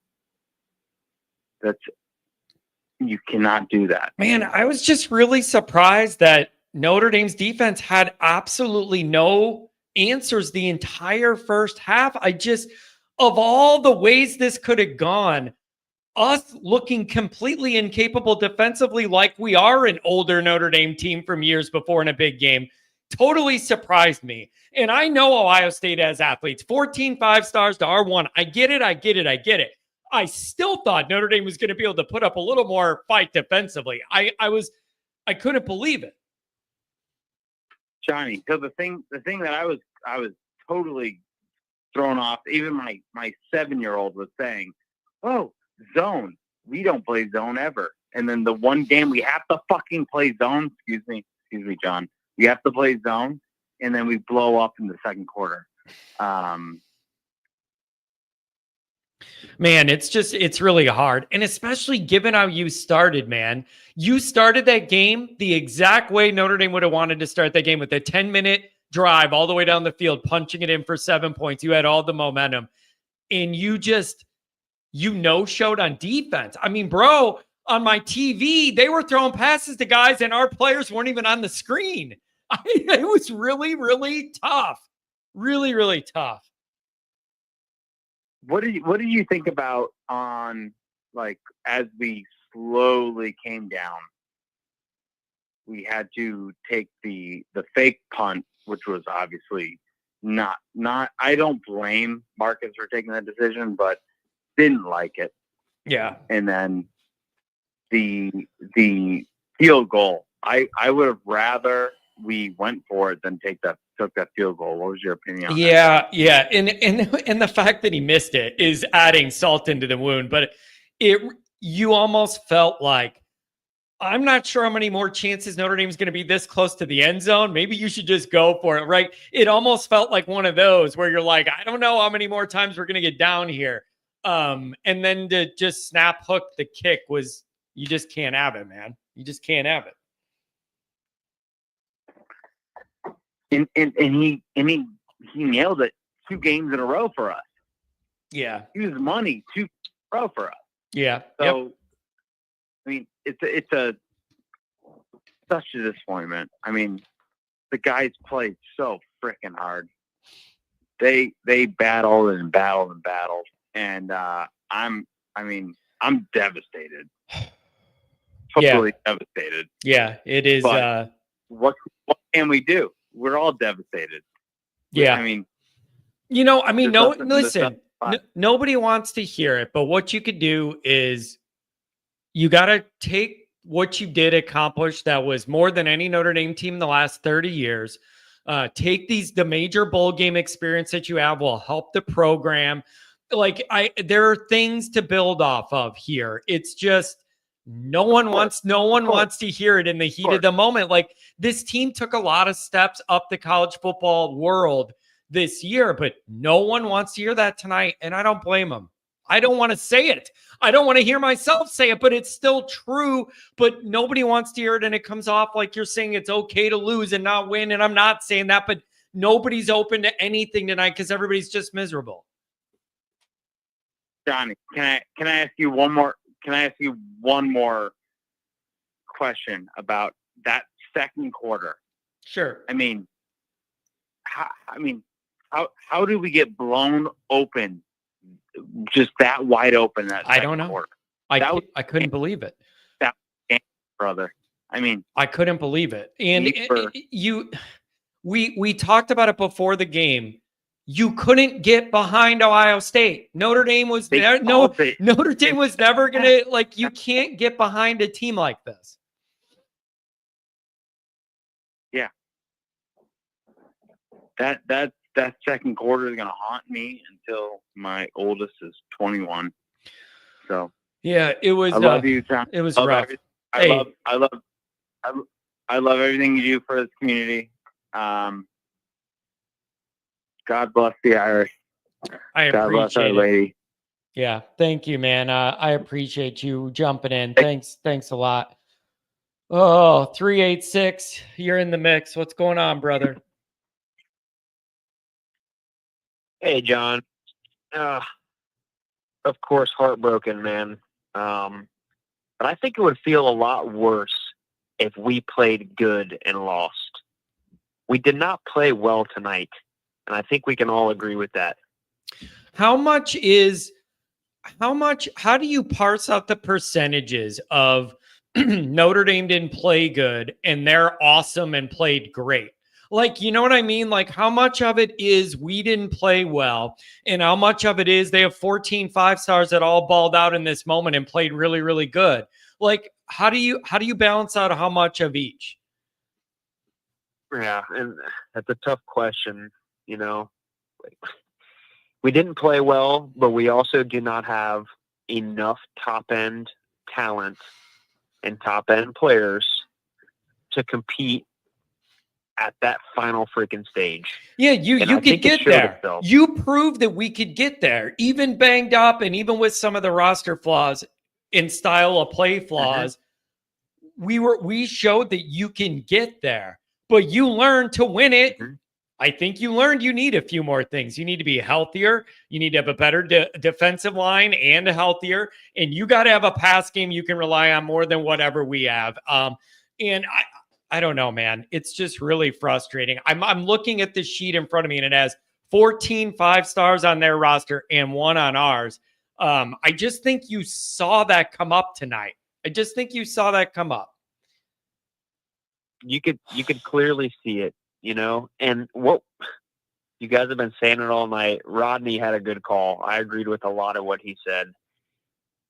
The thing that frustrates me the most, and all of the Florida family down here, why were we so shell-shocked when Ohio State kept bringing it? We just took too long to shake off their onslaught. Once it hit 21-7.5, it's like, all right, whatever. Then we give up a 70. We just did some things that were so uncharacteristic of our team and just got down too much. We got down too much. But beyond that, how do you not get our best offensive guys the ball? You got to score points to win. Jeremiah Love and Jadarian Price, you didn't even hear their names tonight. Come on. What did they have? 16 yards combined, I think, is the stat for those guys. Like, that's just not Notre Dame's recipe to be successful against this talented of a team. No. You know, and Greathouse, of course, just balled out 200-yard games the last 2 games of the year. You know, but it's just not enough weapons. When you looked at offense or Ohio State moving the ball in the first half, they did whatever they wanted. If the first or second option wasn't there, well, guess what? They had a third or fourth guy wide open. Yep. We don't have that. Weren't they 6 for 6 on third downs? That's just horrific. And then I believe Howard at one point late in the first, he was 14 of 15 passing. I mean, and you're not going to win that way. And you know what else pissed me off too about this? Did they think Howard wouldn't run at all? Because he burned us with his legs on some key plays here. And Notre Dame looked like they had nobody even paying attention to him at all. But it looked to me like Notre Dame thought he wasn't going to run at all. And he took off on some key plays. A couple of those key plays, too, were straight up man-to-man, and you do not have a single guy accounting for the QB. Yep. Not a single one. And you just had, wide open lanes for him to go. It's not like the guy was completely immobile with a broken leg. I mean, come on. So it makes you think, right? If Al Golden leaves, he's been great for this team, great for this program. But did it not seem like to a fault this is who we are mentality of always blitzing kind of got in their way tonight, almost to a fault. If you're going to send everybody, get there. We don't ever get there. You just run into a wall of an O-line, and then they pick it up, right? But do you think they were caught in a place of thinking, if we don't bring any pressure with those athletes, they're going to get open and find open space, right? Like, damned if you do, damned if you don't. But then, so you feel like you have to apply pressure. That's what Al Golden wants to do anyways. And then, and they're thinking, if we give them any time, those guys are going to find a way to get open. We don't want to do that. But then if you're bringing pressure and you don't ever get home, and some of them were just a half a second late. It just felt, it was really frustrating, man. It was. And, we can sit here and be critical all we want. We're not making $2-3 million a year to call these plays. But how do you leave Christian one-on-one at the end? Make somebody else beat you. And it's like, yes, we blitzed. We brought him. We left Christian on the island. But we were never going to get home on that anyway. It was a 2-step hitch, and he's airing it out. And whatever Jeremiah Smith does, he's going to make a play or not. But we were not even ever going to get there. So it was just a little disheartening to still have a little grasp of air right? We had a little chance there, and we leave our guy he's in a battled corner, but we leave him on an island completely by himself against the best receiver in the nation. Tonight we played about a C game, and then we also got outcoached. Yeah. That's just what it came down to. Yeah, it was tough in a lot of different areas. And so there's a lot of lessons to take from it. But the program did make strides this year. They just didn't get over the ultimate hump. But there's some tough lessons Notre Dame's going to have to learn about where we're at and where we want to be. And you made it to the final two. And then I think you learned there is still a gap between Notre Dame and the number one team here. And you've overcome a lot of barriers. You broke through a lot of old Notre Dame scar tissue, and you've raised up here. But there is still some work to be done. Man, I really appreciate you, all your participation, you and the whole family, and going to the tailgate last week and just everything, man. I really appreciate your guys' support. Of course, man. Thoughts are with you and everything that's going on with the pet. Oh, we've been there. Yeah, it's tough. It's just that's always tough. I like dogs more than people, especially when I read this chat when I first came down here. You know what I'm talking about? Yeah, dude, you got some thick skin, man. Honestly, don't even pay attention to that stuff. It's horrible to see in there, but it is what it is. And also, too, I don't know if you know this, but when you open up the call lines, we can hear you before you go. Oh, yeah. So Yeah, I know. mute yourself. Yeah, I know. I don't know how to. I think I was yelling. Dude, 50 people called my cell phone and not the call-in line. And I was trying to log in to set up the call-in line, but I need my cell phone for it. And I couldn't call in to log in because everybody was calling my cell phone and not the number. Son of a buck. Yeah. I don't think we can say buck anymore. We need to take that out of our vocabulary. I know, but it rhymes with the word I really want to say, but it's a bad night to bring up the Bucks. God, dude. And Rodney was right, dude. We've got an Ohio State problem. 1936. 1936. 1936. That was the last time we beat them. It's unbelievable. It is unbelievable. It's quite unfortunate. They got themselves a hell of a program, and it operates at a high level. And I know they can't be Michigan, but that is a program that operates at a high level and has a ton of talent. And I got to hand it to them. They beat our ass most of the night. What else do you people want? Yep. Tip their cap. GG's, good game. We'll see you next year. That's all it is. But Johnny, appreciate the time. Appreciate the whole season. We'll be with you. We'll be with you throughout this whole next 6 months. I appreciate it. Thanks a lot, man. Really appreciate it. Really good Notre Dame family there. And those guys, they're always helping. They're always participating. My main man, Martinez. What's going on, brother? Hold on. Hey, Johnny, what up? What's going on, man? Johnny. What's up? Not much, brother. Just, I'm not mad. Like every other Irish fan that's been waiting a lifetime to see it, brokenhearted, hurt, but not mad, man. Not mad, not angry. I'm proud of you. I'm proud of the boys. Proud of Freeman, man. Proud of you and how you're taking it. I want to get this out of the way, man. Like I said, I'm not toast anymore. I'm not doing any of that no more, man. Gave told the good Lord, man. Lord, do what you will with me, man. I got to stop that behavior. But not all dogs go to heaven, homie. But the ones that root for the Irish do. Yeah. So I know how that is, brother, and I love you, and I know, it'll affect you tomorrow, but hurt, not angry, man. Can't be mad at the season, considering we thought we'd go, all of us can sit and wonder why this didn't go like that and why this didn't go like that, like this, but Pat said it best in the first call.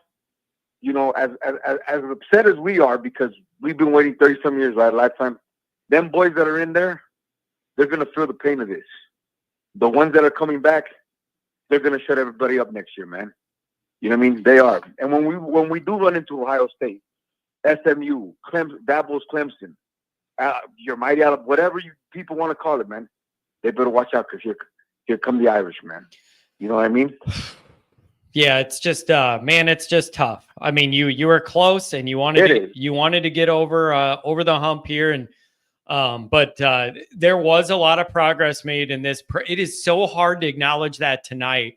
But there was a lot of progress made here. And I don't know, man. This is a tough one. But it was what a year, what a run. 13 wins in a row and 9 by double digits. It was it was a good run while it lasted. It was, man. And, like I tell you, like you, I'm 42 years old, so I'm a few years older than you. I'm too young to remember. I was talking to Adam Bowers, man, today for an hour before the game. He was like, let's got chill, man. We're going to be just fine. We'll be fine. You've said it best. People say it best. This is a different Notre Dame team. The culture's changed. It's switched. It's shifted. Yeah. And I talked to him for a little while, man, for about an hour. So, we got to just know we're going to go in there and shock the world, man. And, someone said this, and man, I mean, people could take it however they want. They could say however they want. Say, hey, man, I've got my questions too. Like I said, if you run it for 4 downs, you'll have a first down every 3 downs. Why we went away from that, I don't know. Hey, man, that's I don't make $4 million to make that decision. But you tell the boys this, man. You never, as long as you go out there, man, grind, fight, man, and look to the left, look to the right, and say you gave 100 to everybody, you don't lose, man. You just run out of time. And eventually, we were 4 minutes too late on it. I don't get paid to make those decisions. You know what I mean? I pay the university $80 a pop for a T-shirt to enjoy it, and it hurts, Johnny. I'm not lying to you, man. It hurts, but I can't be angry, man. I can't be mad. We won 2 major bowls, man, in a period of 6 days, which 4 coaches couldn't do in 30 years, man. You know what I mean? That trophy would have been great to host. It would have been great to hear everybody yelling and be like, we did it. I mean, I can't lie to you, man, but John, I can't be mad at the season these boys had, considering, injury after injury after injury after a depleted D-line, man. Young boys that you're like, who? When people are questioning, why can't we get these 5-stars? Why can't we get 5-stars? We've proven you don't need them. You don't need them. And so we could have needed him. I needed him tonight. I needed more tonight. Apparently, I did need him. I know, buddy, but like someone said in the chat, he's an LSU fan. He said Georgia had 19. We stopped them just fine. Yeah. Johnny, the ball didn't bounce our way. We lost by a touchdown, man. Listen, man. I don't like Ohio State or Ryan Day or most of this fan base. They played a fantastic, high-level, championship-winning football game, and they deserve all the credit in the world. They played a fantastic, pretty tight, clean game outside of our first drive. They played great, and you got to hand it to them. They got the win. Ryan Day got the win. 3 weeks ago, fire him. Now he's a hero. Whatever. Yeah, man. Now he can get a Just for Men endorsement commercial, right? It's to use for NIL, And like I tell you, like I told my buddy, he's a big Ohio fan. I don't dislike your team, bro. I dislike some of your fan base, and I dislike your coach because he wants to fight an 80-year-old man, bro, and against other guys, he doesn't act up. But here's what I'll say, man. Here's what I'll say, and I'll end it with this. The one reason, and I'm not trying to get too religious, I know these 2 teams made it because there was a story about the Ohio State players, about 20-some of them gave their lives to the Lord, man, dedicated themselves to Christ, man. And considering the world is going upside down, we all can use a little Christ and a lot of Christ in our life. These boys, man, that went and came over the anniversary for Our Lady, man, they give their life to Christ, man. You know what I mean? And to me right now, I'm going through some stuff, and that's special to me, man. And you know what? With that, we got a coach, man, that's going to lead us into a glorious future, man. We'll have our answer. It hurts, man. I can't be angry. I'm just going to be hurt. Johnny, I love you, brother. All dogs go to heaven. Not all dogs go to heaven, but the ones that root for the Irish do, brother. Onward, Notre Dame. I appreciate that, man. Hey, thank you for being a part of the community, man. I love you. Take care. That's a real one. Sinus break. Give me 10 seconds. We'll go back to the calls. What are you drunk? You're saying so much cope. We're saying like reasons things happened. I don't know what you want me to say. What is your genius take? Burn it all down? It all sucks? Charlie Weiss is back? Like, I don't know what you want me to say. What do you want me to say? Nothing I can say is going to make anybody happy tonight. There's no perfect thing to say.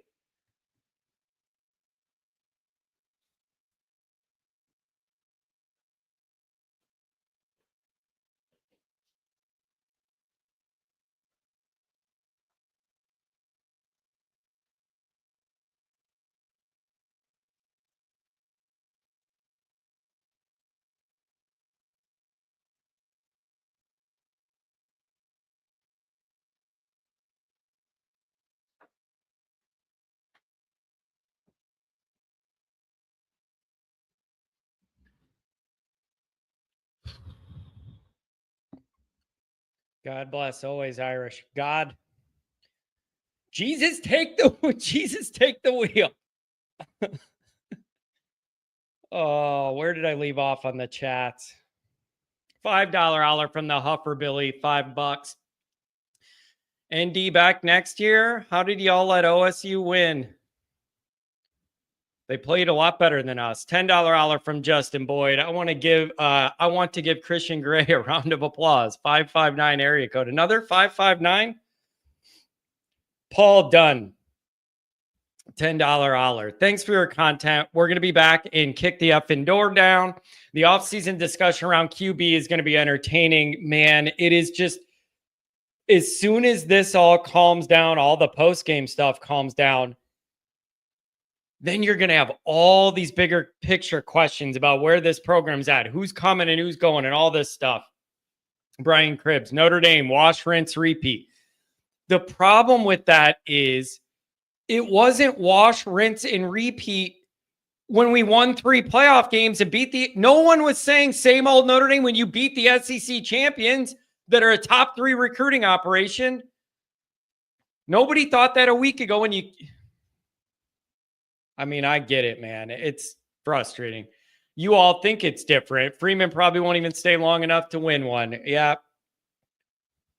What would make me think it's different? Oh, I don't know. Marcus Freeman winning more playoff big games in 2 weeks than the program's won in 30 years. You can nail me on certain things. I got my pick second time of the year. I got my pick wrong on Notre Dame, Northern Illinois, and this one. So I lost those 2. But you all think it's different. I'm just telling you. What part of winning 2 playoff games in a 2-week span, which is 2 more than we've won in 30 years, isn't different? If your argument is it isn't different enough because we didn't win the championship, that's a different argument. Domer Watt, $5 holler. L. Golden reminds me a little of John Tenuta, whose defense was predicated on blitzing. A good O-line and a confident, accurate QB shuts it down. Dude, do you remember that? All we were told is John Tenuta, pressure. When John Tenuta got hired, pressure. Notre Dame, pressure. We're going to go for everything. You're going to have guys flying all over, blah, blah, blah. None of it worked. None of it got home, and the defense ended up sucking. $5 holler, Justin. Come on, John, give me 5 minutes. What's your number, man? $5 holler. You guys, please give me a break. I'm trying on these phone lines. I am really just... I'm trying hard here. $5 holler from Walter. I'm on the line waiting for you. It's been over a month since I've been able to talk on the show. I'm still proud of the Irish. Oh, man. Dale, $5 holler. Love you, John. Love you, AI Nation. Love the Notre Dame. Keep the faith. Marcus will lead us back to the Natty. $5 holler from Scotty, man. OSU fan here. Good game, Irish. Hope you go all the way next year. I appreciate that. We've had some decent Buckeye people in here. Look at this creativity. You should keep on copying and pasting that. It's really going to make my night a lot worse. Look at this. Wow. I just imagine a grown man putting these emojis laughing at John. You gone. Hope you enjoyed that because you gone now. You got it out of the way. Oh, man. Justin, $5 holler, 557. Let's see if I can find you. Oh, my word. What a rough night. What a rough night. I don't see no 557, bro. There 757. There is not a 557 holding, man. I don't know what's going on. My main man, what's up? 559. What's going on? What's up, John? How's it going? Horribly. How you feeling, John? How you feeling? Horribly. Horribly? Why? My question to you guys is why? I wanted to win. I wanted to win the national championship. I wanted to win the championship, and we played pretty bad for a long part of the game and lost. That's why I'm not doing well. And so did I. And so did all of us. And and I'm sorry, but whoever called, I forgot his name right now. Real boy Ron, oh, we have Ohio State problem. Well, we played Ohio State the first year of Marcus Freeman with quarterbacks that weren't even supposed to be on the field. The second game, we lost that game. That one, I give you that one. But this one, man, bro, I'm going to tell you like this. If you know anything about football, you're going to play with what you got. And sometimes the guys that you really want are not able to play. And I'm not going to make up no excuse. But don't you say that we have an Ohio State problem. We have a problem that we need to believe in ourselves and stick with each other through thick and thin. You ain't going to win them all. We knew it was coming. There was no shocker to me. There was no shocker to anybody. What's disappointing is you want to be hissing and fussing like, oh, we need to do this and we need to do that. No, we need to get back to work. We need to get back to it. And we need to stick together through the worst moments in our careers right now. And this is the moment that, yeah, it sucks. And remember this pain because our players are going to remember it for the rest of their lives. They're the ones that got to live with it because they're the ones that pay for this natty. But we need to stick together and let Marcus Freeman know that we're going to be back. We just got to make sure that our roster stays together and doesn't get depleted like everybody else is going to start throwing money to these guys. But you know what? We're going to get these injured players back, and a lot of them will come back. And when they do, they'll be all of a sudden. You're going to see a different Notre Dame team because this is what Marcus Freeman has done. Marcus Freeman should show you how resilient this team can be under his direction. And that's something that you should be proud of. And that's something that in 2012, that team looked so depleted they didn't want to be in the field. Well, at least team showed you what they can do when the odds are against them. They will fight back to any game and give us some kind of hope. It's something that we never had. Yeah, it's listen, man, I think the program took a lot of steps forward this year, and I'm proud of them for the fight. I do think it all feels different. I wanted to get over the hump, man. I wanted to steal this one, and it just didn't happen. And so now the deal is you can't drop back. A bar has been set now. You got to be winning playoff games every year. That needs to be the new expectation. So whenever this calms down, the focus needs to be on maintaining where you're at and building more depth and more high-level talent, and so that when you're in this moment again, you can compete at even a higher level. Ohio State played great. They played great, and they have great players. Good job to them, man. Yeah, you know what? We can't take that away. I mean, it's not like you're playing a team oh my God, Indiana. You know what I mean? You're not. This is Ohio State. What do you think? If you were not going to play almost a 95 or 98% of your game plan, this was the outcome of it. And you know what? We knew what we had as a quarterback, and we stuck with him, and he did a hell of a job. But look at Greyhouse. He broke out. We were talking about the receivers. Oh, we need receivers this. We need receivers that. What happened? The kid is trying to show what progression is and what good coaching does, and it builds our future. And our future looks so good. And there's no reason. I understand to feel hurt. I understand to be disappointed that we didn't win it. But there's so much you should be proud of. There's so much that you should be looking forward to. Because now, as a fan and as a Notre Dame base, we got something to really look forward to. Not to sit there and cry and be, oh my God, we should do that and this and that. Bro, man the hell up. And you left there, can't say what I really want to say. But man up. You know what? We have Marcus Freeman. We got him locked in. And you know what? We're going to lose some players right now, guys. We just got to stick together. I don't want to hear this crying. Yeah, be disappointed, but we should be proud of how this team fought back and gave us hope when we thought we were going to get blown out. Everybody was giving up on this team. Oh, my God, it's another one. It's like Brian. No, it wasn't. It's a different team and a different resiliency and a different attitude with this program.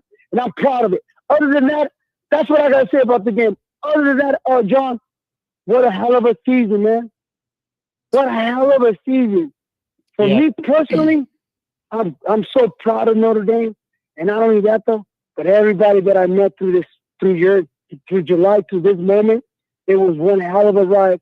And I met with your boy Crosby, gave him a chain with your boys and everything. And it just feels real good, John. You know what? There was one thing I was missing. It was you there. Everybody asked about you.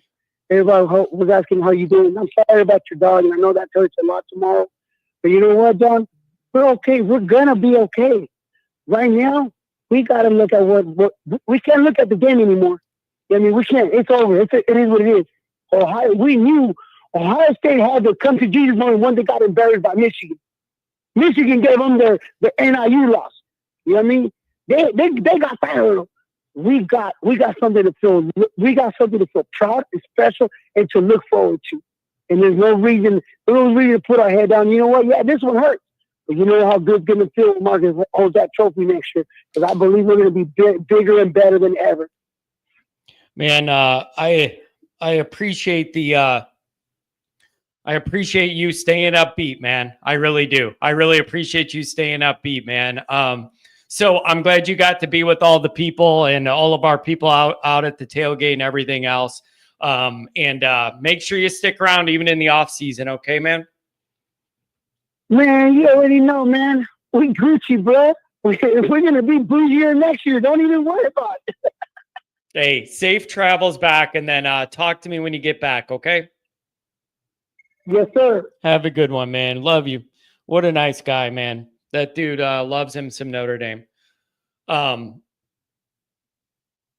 Listen, I'm not the smartest guy in the world. But this number is not on my waiting list, man. There is no 557-741 waiting, and all the lines are not full. You should be able to get on. I'm not an idiot. That number's not on here on hold. Oh, Jesus, take the wheel for the rest of this. Struggling, man. Just struggling. $5 holler from the Philly special. Don't know what to say. I mean, I have many things to say, but it's whatever. The season's over. I love our group here, man. Yeah, we all go through it together, and we've had a lot of good times this year, and we got kicked in the face tonight. $5 holler from the Prime. Praying for your mental health. You put up with a lot for everyone. Thanks for acknowledging. And in my real life, dude, I do not have a lot of patience for anything. I really do not have a lot of patience. It is, maybe I'm maturing. Justin, a 559. Let's see if I got that. I got you. I see you. We'll go to you next. Thank you. $10 holler from Drew. I'm a diehard Buckeye fan, but my little cousin does go to ND. It sucks. Somebody had to lose tonight. ND fought hard. You guys should be proud. Appreciate that. Thank you. I got to give some Ohio State people credit. Some of them are saying nice things in here. But also, man, if you won the championship, it would be easy to be in a good mood. I'd be in a good mood. Donate to the other side in good form. Ronald McDonald, Freeman is not the answer. Make me some fries. Make me some fries. Freeman's not the answer, but he's the only one. Freeman's not the answer, but he's the only guy who's won even one major bowl game in the last 30 years, and he did it 3 times. If you're going to count Indiana, at least the other 2, man. It's just tough to be like, Freeman's not the answer. There's no progress when he took the team further than we've been in 30 years. ND is fool's gold. Nothing anybody could say otherwise. Prove me wrong. I think I kind of just went over it, man. I think I kind of just went over my opinion on that. This team you won 3 major postseason games here, and people are going to debate that Indiana doesn't count as a major bowl. Fine. Even if you take that out, if you're one of those people that doesn't want to count Indiana as a major bowl win, fine. In a 2-week span, you did more than the last 30 years in this program combined. That is progress. You didn't win the championship, but that doesn't mean no progress was made. People are just too mad and hurt to get it.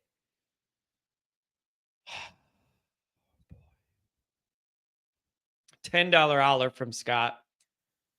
John, I've been a fan since 76. I've seen this cycle several times. This is just the beginning. Freeman is the man, and he'll be playing with some older guys next year. I appreciate that perspective, Scott. Thanks for the donation. Brian Walsh, $5 holler. Thanks a lot.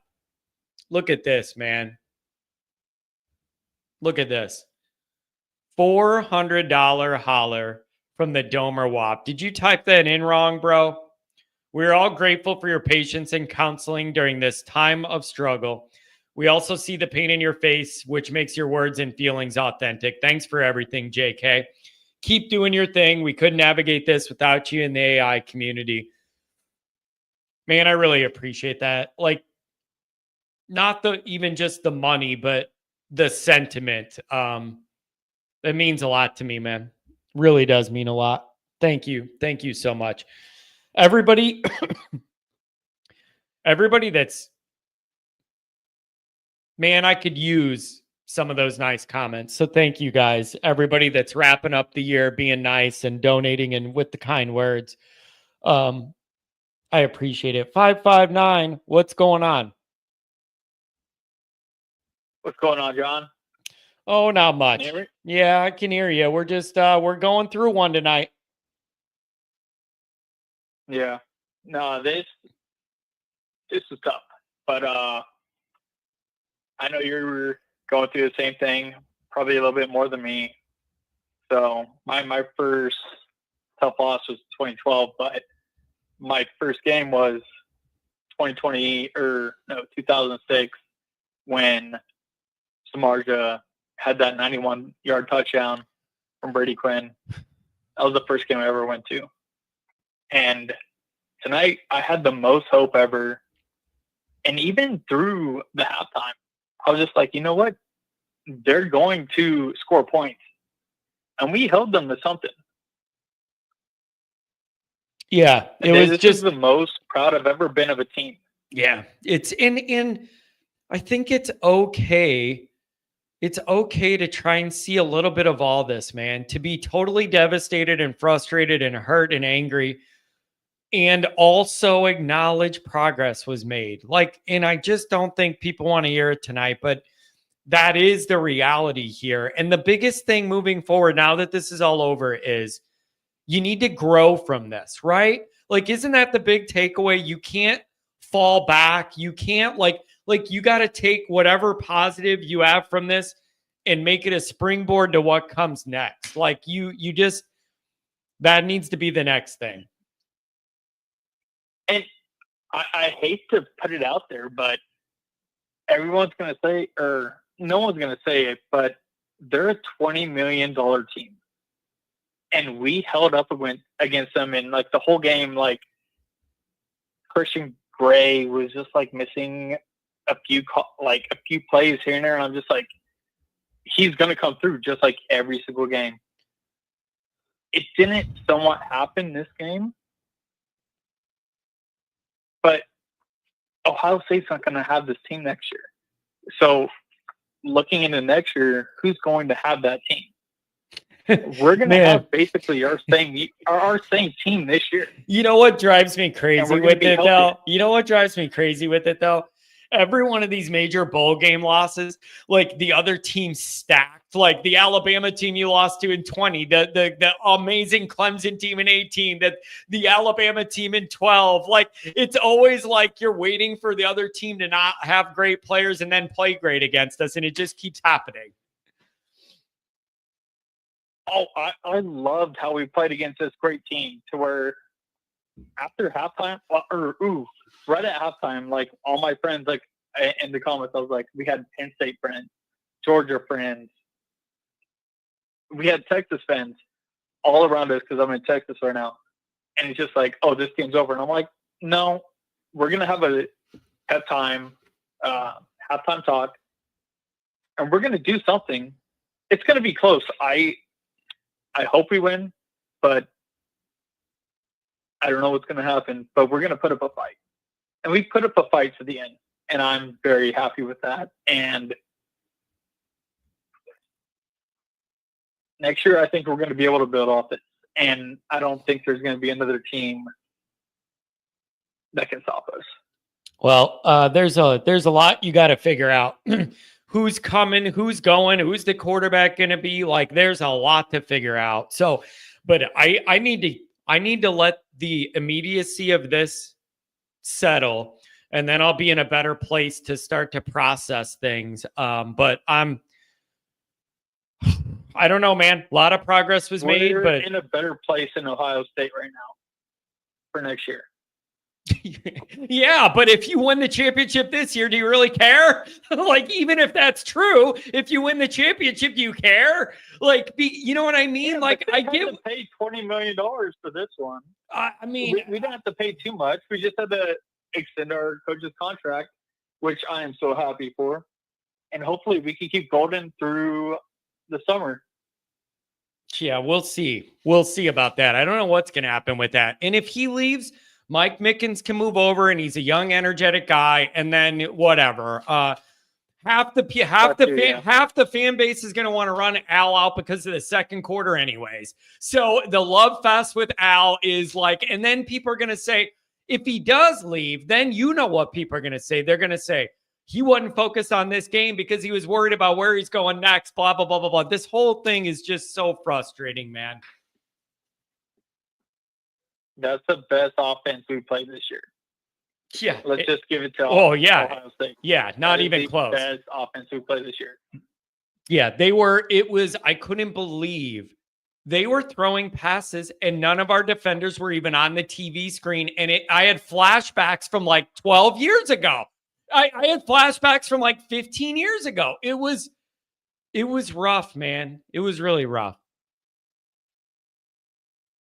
Thank you, John.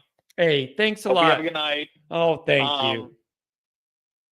I will be listening. Hope you post something for the blue and gold game. My dad has told me we need to go to that this year, and so we got to be there. Yeah, it's fun, man. The blue and gold game's fun because you could tailgate with no stress. Notre Dame, it's the only game of the year Notre Dame can't lose. Parking's easy and free, and it's a relaxed environment. So we'll be there and we'll be posting up, and I hope you come, man. Thanks for the call. Yeah. Sorry, I cut him off. I'm I'm struggling tonight, you guys. I'm sorry. I am struggling with a lot of things, quite frankly. This guy, Joe Bob. Hey, Joe Bob. Joe Bob asked, what is this AI stuff everybody's talking about in the chat? And I responded with, people say the AI family, meaning always Irish, AI. And then the guy writes, that's not AI, dude.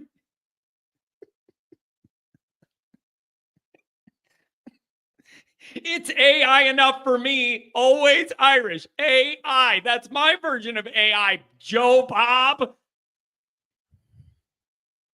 God, give me the patience to end this show without having a major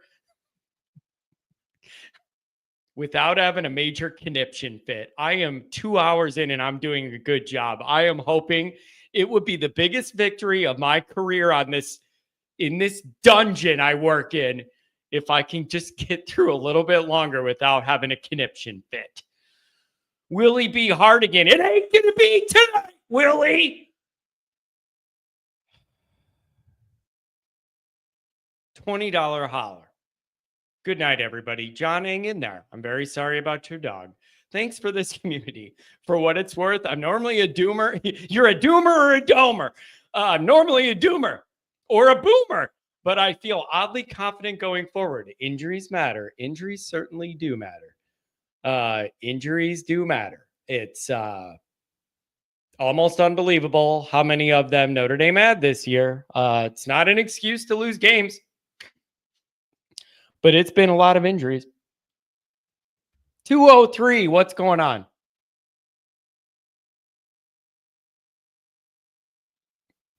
Hey, John, this is Matt. Can you hear me? Yeah, I got you, man. Thanks for holding. What's up? Hey, John, I've been a fan for years, and you got to bear with me on a little bit of a thought shop here, but going through it, I think we're about the, same age. You'll feel this with me. Nothing makes me feel time and age more than Notre Dame's national championship drought. And it's just, it's like, coming up to the game, and I've never called you before, so I appreciate you taking the call. But, it's just the opponent was strong. We all feared Ohio State. But for me, it really just was like, if we lose it, and we did, but it's like, when will they get another chance? And that just, that keeps me up at night. And I know you feel it too, but, the last time they won a championship, I was 6 months old. don't remember a damn thing. And it just, it kills me. It's like, when will we get back? And, I kind of want to have a little bit of a, back and forth here, but, I know you can appreciate what I'm saying. Yeah, it's yeah, man, it's just if you're in our age range, I mean, I'm 40, so I'm a man, I'm 40. So at 40, I was 4 years old in 88. I don't remember it. I vaguely remember Florida State in 93. I definitely remember my dad destroying the living room for the Boston College game that year. That was one of my first early Notre Dame memories. So that sticks out. Everything since then has been misery and mediocrity. This feels like it's turning into something different. I believe the 3 playoff wins is moving the program in a positive direction, but I am bitterly disappointed with this outcome. I don't know any more direct and fair to be. Yeah, me too. And I think just reading some of the tea leaves with Golden, it's just, it's disappointing to feel that tomorrow he might be gone. And, seeing no adjustments in that game that made a damn sense. Like, nothing, like you said, John, like we couldn't get a corner on the screen. And they're just running free. Yeah, just how. Here's the other thing, man. When I was like 20, Notre Dame would never have a defensive player on the screen defending a pass. But our pass defense was notorious for being terrible. It was supposed to be the strength of the team this time. Like back then, I knew how bad they were, and they would never turn around and look for the ball. This one was supposed to be a strength, and they weren't even on the screen. Right. No, you're not kidding. Like I'm throwing a little bit of shade here with names, but like Ambrose Wooden and guys like that, they'd get torched and, we wouldn't think anything of it. But, when that's the backbone of your team and you're in the national championship game, can we get somebody on the screen and make a play? Yeah, it was really, really frustrating. I'm a little the most shocking thing, if you told me Notre Dame's offense is going to have trouble or whatever against this defense, that wouldn't surprise me at all. Their total inability to get off the field at all the entire first half defensively, that surprises me, man. 6 for 6 on third downs. Just, I mean, he was 14 of 15, I think, passing in the first, like, that surprises me a little bit. And so some of that is Notre Dame to blame. Some of that is Ohio State's really good, man. And that offense was really good. Yeah, no, I agree. I've listened to you for years, and I'll definitely call back. And I think down here, I'm in South Carolina. Gary Gray. So many of these Ohio, buddy. Gary Gray. Gary Gray. Does that ring a bell too? Turn around and look at the ball. Hey, I'll throw one more at you. How about Troy Pride? I mean, he had some game in him, Greer, South Carolina, but Gary Gray, dude. I'm having seizures. I'm having flashbacks from the Gary Gray era. John, oh my God. John, hang with me. Troy Pride. That's a little more South Carolina pride for you, but we get all these Ohio State people down here, and damn, they all love Ohio State, but man, it's the weirdest thing. None of them live in Ohio. Yeah, man, this is rough. So what I wonder what the narrative's going to be when the emotions of this calm down for everybody. Like you have the immediacy of this being upset. I really do wonder when the dust settles, what the narrative's going to be about, how people gauge the progress that was made here and where you need to go. And so I don't know, man. It was a really good run and a really bitter, frustrating end. And it's going to take a while to get over. It's a tough one. Anything else, my friend? Thank you. No, John, I really do appreciate what you've grown with Goolsby and your channel, and just keep it going, my friend. I really appreciate it, and go Irish. Oh, thanks a lot, man. Crystal clear phone line, which always makes my day too. 708, what's going on? Local guy out in the suburbs in Illinois. What's going on?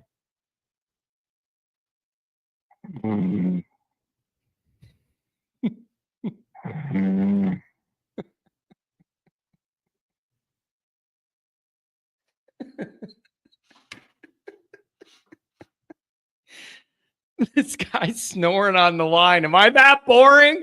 Am I that boring? Oh my God, that's so funny. I never put anybody to sleep before, man. I did not think I was that boring. I truly, truly didn't. That was hilarious, man. He's on the. How could you sleep with me yelling on the phone, though? I don't understand. 570, welcome to the show. What's going on? Hey, John, how's it going? My name is Billy. Nice to finally talk to you. Oh, thanks for giving me a call, man. I like first-time callers. It's always good to get some new people in here. I don't know. I mean, I'm having a rough night. I'm not going to lie.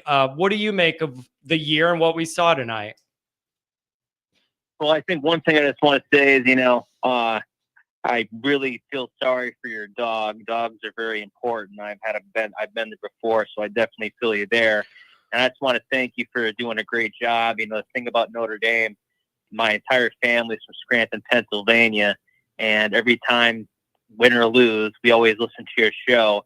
And I think what we have to realize as Notre Dame fans is we get a lot of heat, we get a lot of hate, and people say we don't belong, or people say that we're, overrated. The thing about Notre Dame is it's family. Every Saturday, my entire family, uncles, aunts, friends, brothers, sisters, we will all watch every Notre Dame game together. And I could honestly say, because I was maybe 2 when Notre Dame won it in '88, this was the most exciting ride I've ever had. And every Saturday, whether it was a day game or a night game, it was such a family. And I think a lot of other sports teams out there and a lot of other fan bases hate Notre Dame, which is fine, but they don't understand that it's more than just football. It's bonding, it's family. And this year, we did something, like you said, we haven't done in 30-plus years. If this was Charlie Weiss, or if this was Bob Davie, or if this was Tyrone Willingham or Brian Kelly, we wouldn't have even scored 14 points. The fact that we came back with a depleted team, with all the injuries, with the talent differential, and we actually had a chance with that third down, had that not been completed, we could have gotten the ball and scored at 8 points, maybe even force overtime. This is the greatest run I've ever been a part of. And I think we have to realize as a fan base, Marcus Freeman is a great coach, a great recruiter, and we're going to be here again for the foreseeable future because now Notre Dame is relevant. Now people like Notre Dame, and ESPN and all those other sports stations. One thing that really pissed me off is they would say, everybody hated Notre Dame, but now Marcus Freeman is making it likable. Yeah, Marcus Freeman's, a young guy. He's got great energy. But I think everybody has been always a little bit jealous that Notre Dame, even if we haven't won anything in 30-some years, we have a deal with NBC, and we always get primetime games. But I really do think what makes our fan base special is how deep this goes. Families are together on Notre Dame. They could disagree on politics, everything else in the world, but friends and family will come together and watch Notre Dame games. And it really is a family, and it's a deep fan base. And if you're a true fan like you are and us, you know all about the Four Horsemen and all the Hall of Famers that we have and all the Heisman winners, it goes a lot deeper than just football. And I think fan bases out there are jealous. But this time, Notre Dame, I really do feel we have a very bright future because this team fought back. And if this team held Ohio State on that third down play, we could be having a completely different outcome. And that's as close as I've ever remembered coming to a championship game. So I'm not disappointed. I'm very proud. And yeah, it sucks, but this was the greatest year of Notre Dame for my and friends because, again, every Saturday we always watch the games. We watch your show after, and I think some of the fan base has to chill out. Marcus Freeman isn't going anywhere, nor should he. We will have Angeli or some quarterback. We're going to have a lot of people coming back, but like you said, we're going to have Angeli or some. We're going to have some quarterback. We're going to have some quarterback. We don't know who, and we don't know if they're good. We're going to have some. We're going to have somebody. We will hope maybe it's Angeli, but I think he's ready to step up. But no, we are making strides because now players are watching Notre Dame, and they're seeing us not get blown out. They're seeing the press conferences of Marcus Freeman. He's doing the recruits. So I do think we're going to get talent.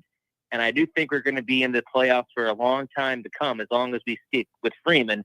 I just hope that the fan base kind of be more positive. Yeah, maybe and not be so negative.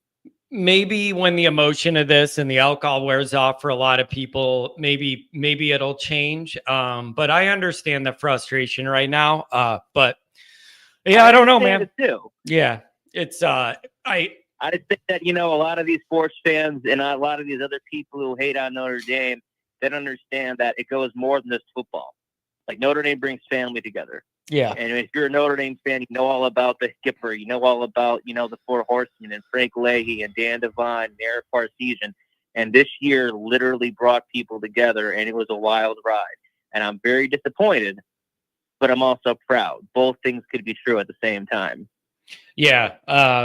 Progress was made in the program this year. That doesn't mean tonight doesn't hurt, and I don't know, man. Yeah, it's tough stuff. Hey, thanks for calling me, man. I always like getting first-time callers. Thank you. Hey, I appreciate everything you do for the fan base. And again, very sorry about your dog. And, we will be back, and Marcus Freeman will take us to the promise. Oh, I appreciate that. Hey, thanks, man. Save the number. Give me a call again. Again, I don't need sympathy on the dog. The dog's old. She's super old. But she could get to the point where she needs to be put down anytime. What is it going to be today for? Anytime. What is it got to be today?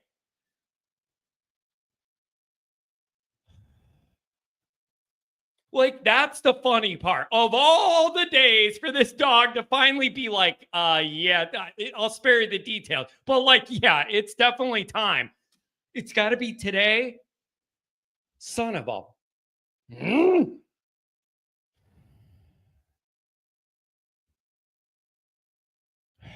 Look at this, genius. Look at...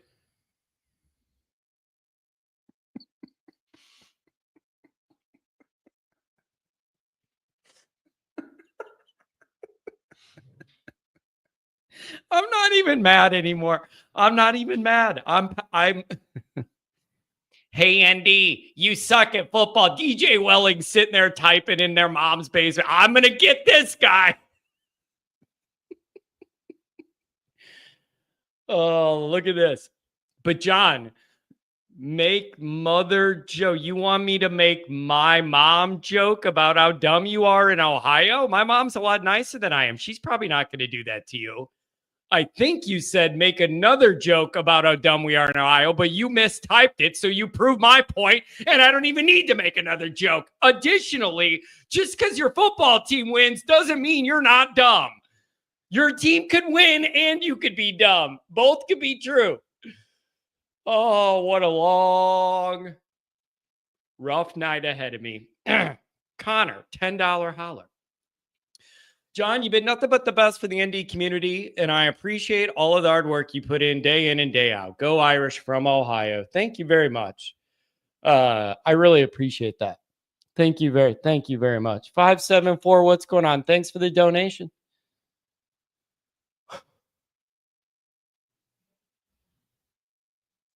$574. You said you wanted to be on, and then I put you on, and then you're not there, and you donated, and then you chatted that you waited forever and you wanted to be on, and then I go to you and you're not there.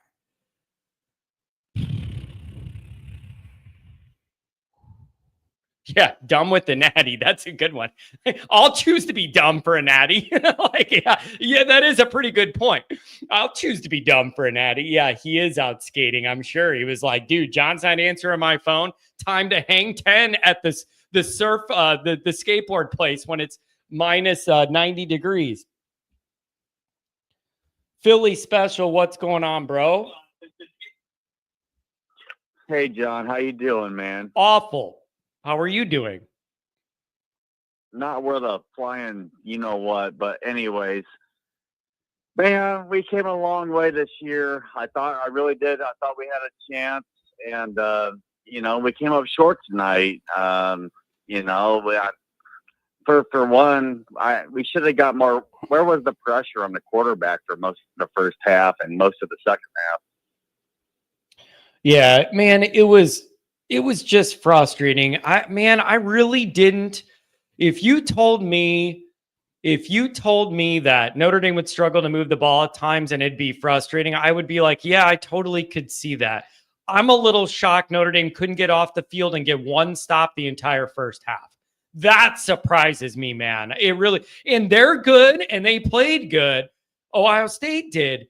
But man, that was frustrating. I would have never believed you if you said they just couldn't get off the field at all the whole first half. 6 out of 6, on third downs, and just at 14 out of 15 passing for that guy in the first. There's just no way, man. Yeah, I agree. And you know what, John? We had such a good start. I mean, we took the opening drive down the field for 10 minutes almost, and on time of possession of opening drive, and that is exactly the 100% perfect start we needed for this game. And I had a bunch of groups of friends and family over here in my basement partying out, and we were so excited, and that's exactly how we needed to start the game. I thought, okay, this is what we needed to do. But it's, man, our defense let us down all year, John. Our defense has been what has kept us into the game, and they couldn't get any interior push on the quarterback at all. And Will Howard sat back there and had all the time in the world to pick the defense apart. Yeah, it was really, really frustrating. I couldn't believe. I know they're good with the passing game and all that, but we weren't even close. And it's supposed to be the strength of our team. We were nowhere close to defending most of those balls. It was too much, man. Yeah, and then they had the ball down there by the goal line, and clearly Gray was going berserk on the left side over there, saying, "Hey, somebody's got to cover Smith here. I got coverage over here." And what the hell happened there? That drove me nuts.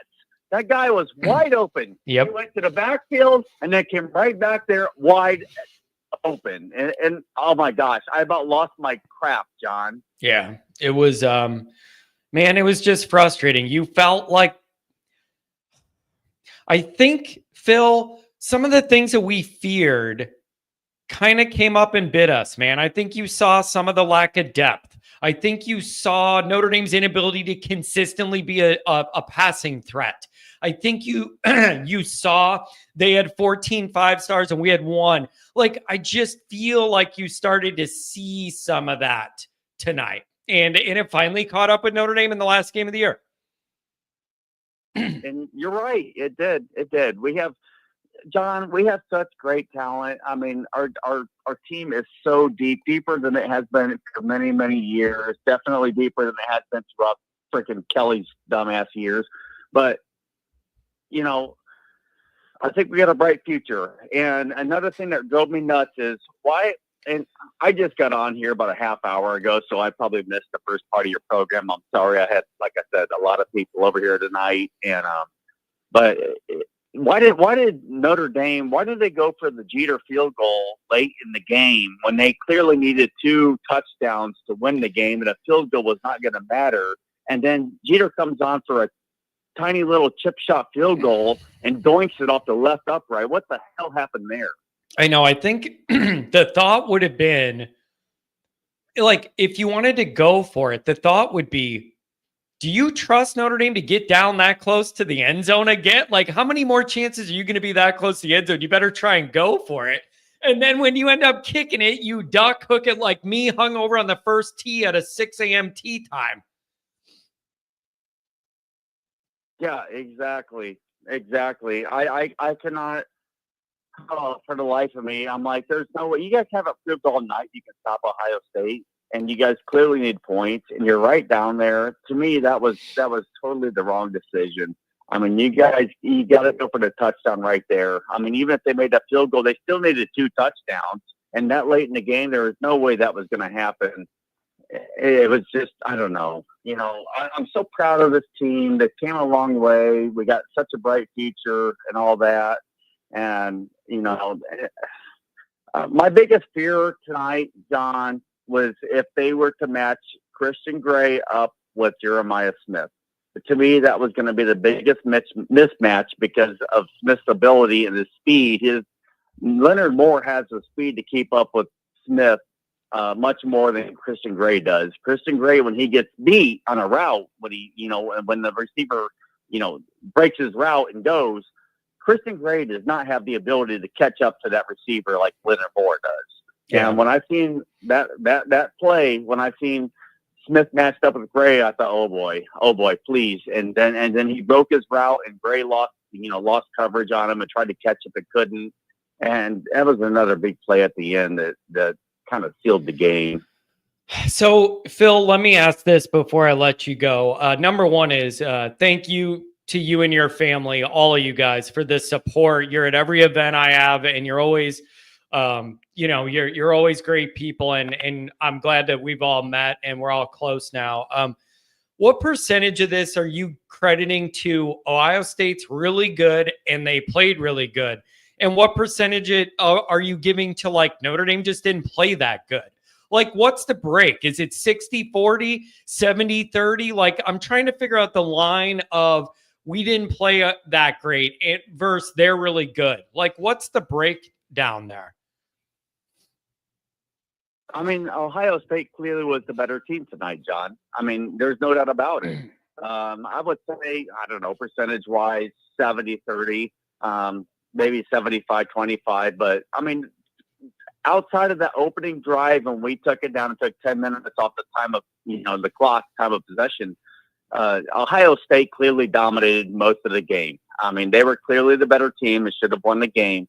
I think we got a bright future, and I think that,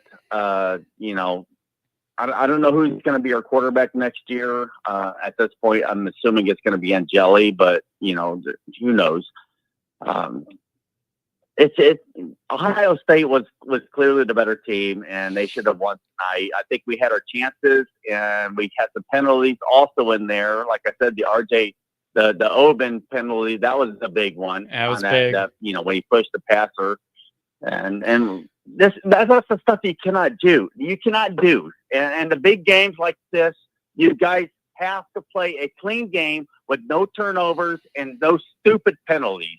And, they started out really good, and they made some mistakes, and they kind of shot themselves in the foot, which is what typically kills a lot of our games, our big games in the past. We kind of beat ourselves with stupid crap.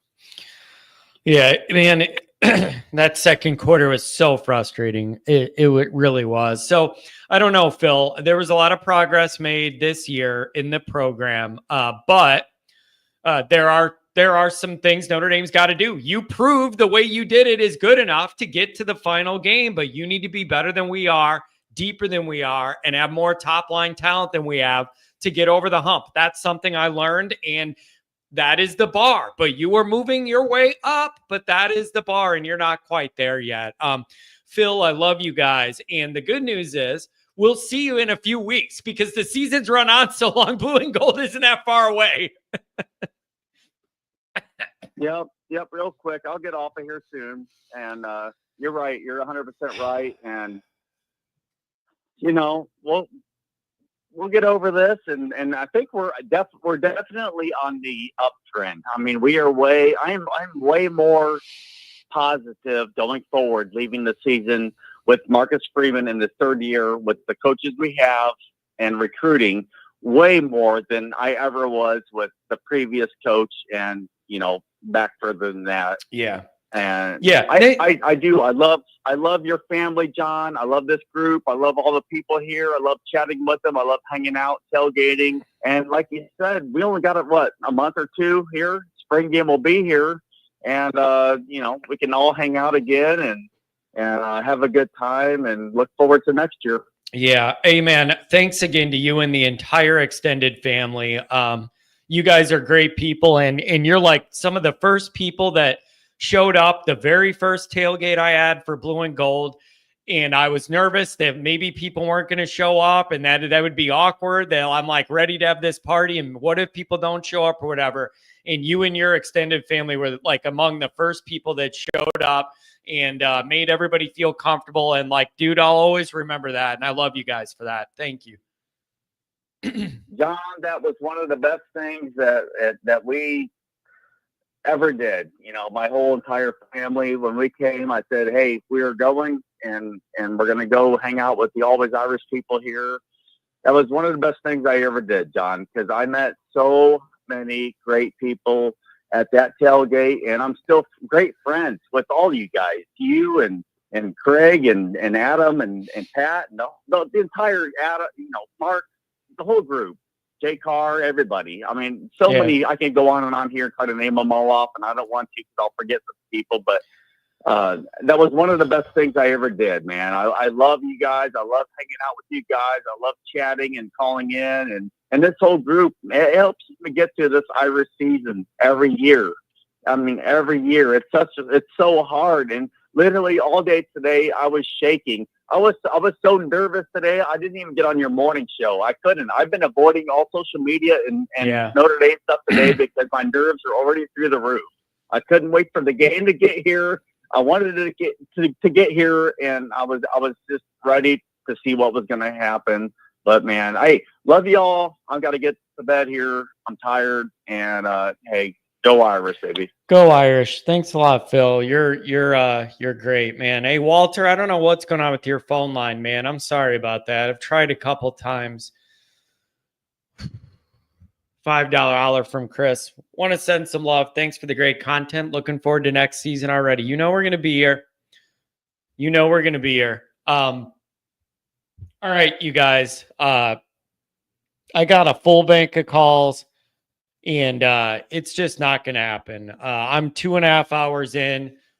I have a video to record. I got to post tomorrow. I have articles I need to write all night. It's just going to be a long night. I want to say this for those of you that are still here. I really appreciate this community, how much it's grown, all the people that are involved now, getting the name out there. Like, it's just, Eric, what's the area code? I don't think I saw that name on there. I'm sorry, Eric. I would never try and do that to you, man. Let me know the area code. I'm sorry about that. I'm not perfect on the phones too, you guys. Some people get too much time. Some people don't get enough. I'm sorry, man. I'm trying. But I really appreciate everybody being here and the support. And personally, I'm devastated for the brand. This playoff run has done great things for the brand, and Shane Gillis calling and all this stuff. Like, we've grown a lot, and that's going to help us to do more things and cool things. Eric, I'm sorry, man. I don't mean to do you like that. Sid Irish. Sid Irish. Devastated. I'm devastated too. Oh, man. I'm not really a Notre Dame fan, but I enjoy your streams. You guys have nothing to feel bad about. Indy had an awesome season. Thanks a lot, man. Appreciate that. But I mean it. It means the world to me that this is growing and people want to be involved and all of that stuff. And none of this happens without your participation, your calls, your chats, you showing up at the tailgate, all this stuff, you guys. This was an amazing ride. I'm very, very grateful for this playoff run. Very stressful, but I'm very, very thankful for this playoff run that we were all able to be together for a lot of it. And the donations, the calls, the chats, I really, really appreciate all of it, you guys. I'm sad this is the last one and it didn't go the way we wanted. But I love this show. I love Notre Dame, and I love the Always Irish family. Thank you guys for that. I'll have a video out in the morning, and then we'll go live Wednesday and try and hash this out. Love you guys. Thank you.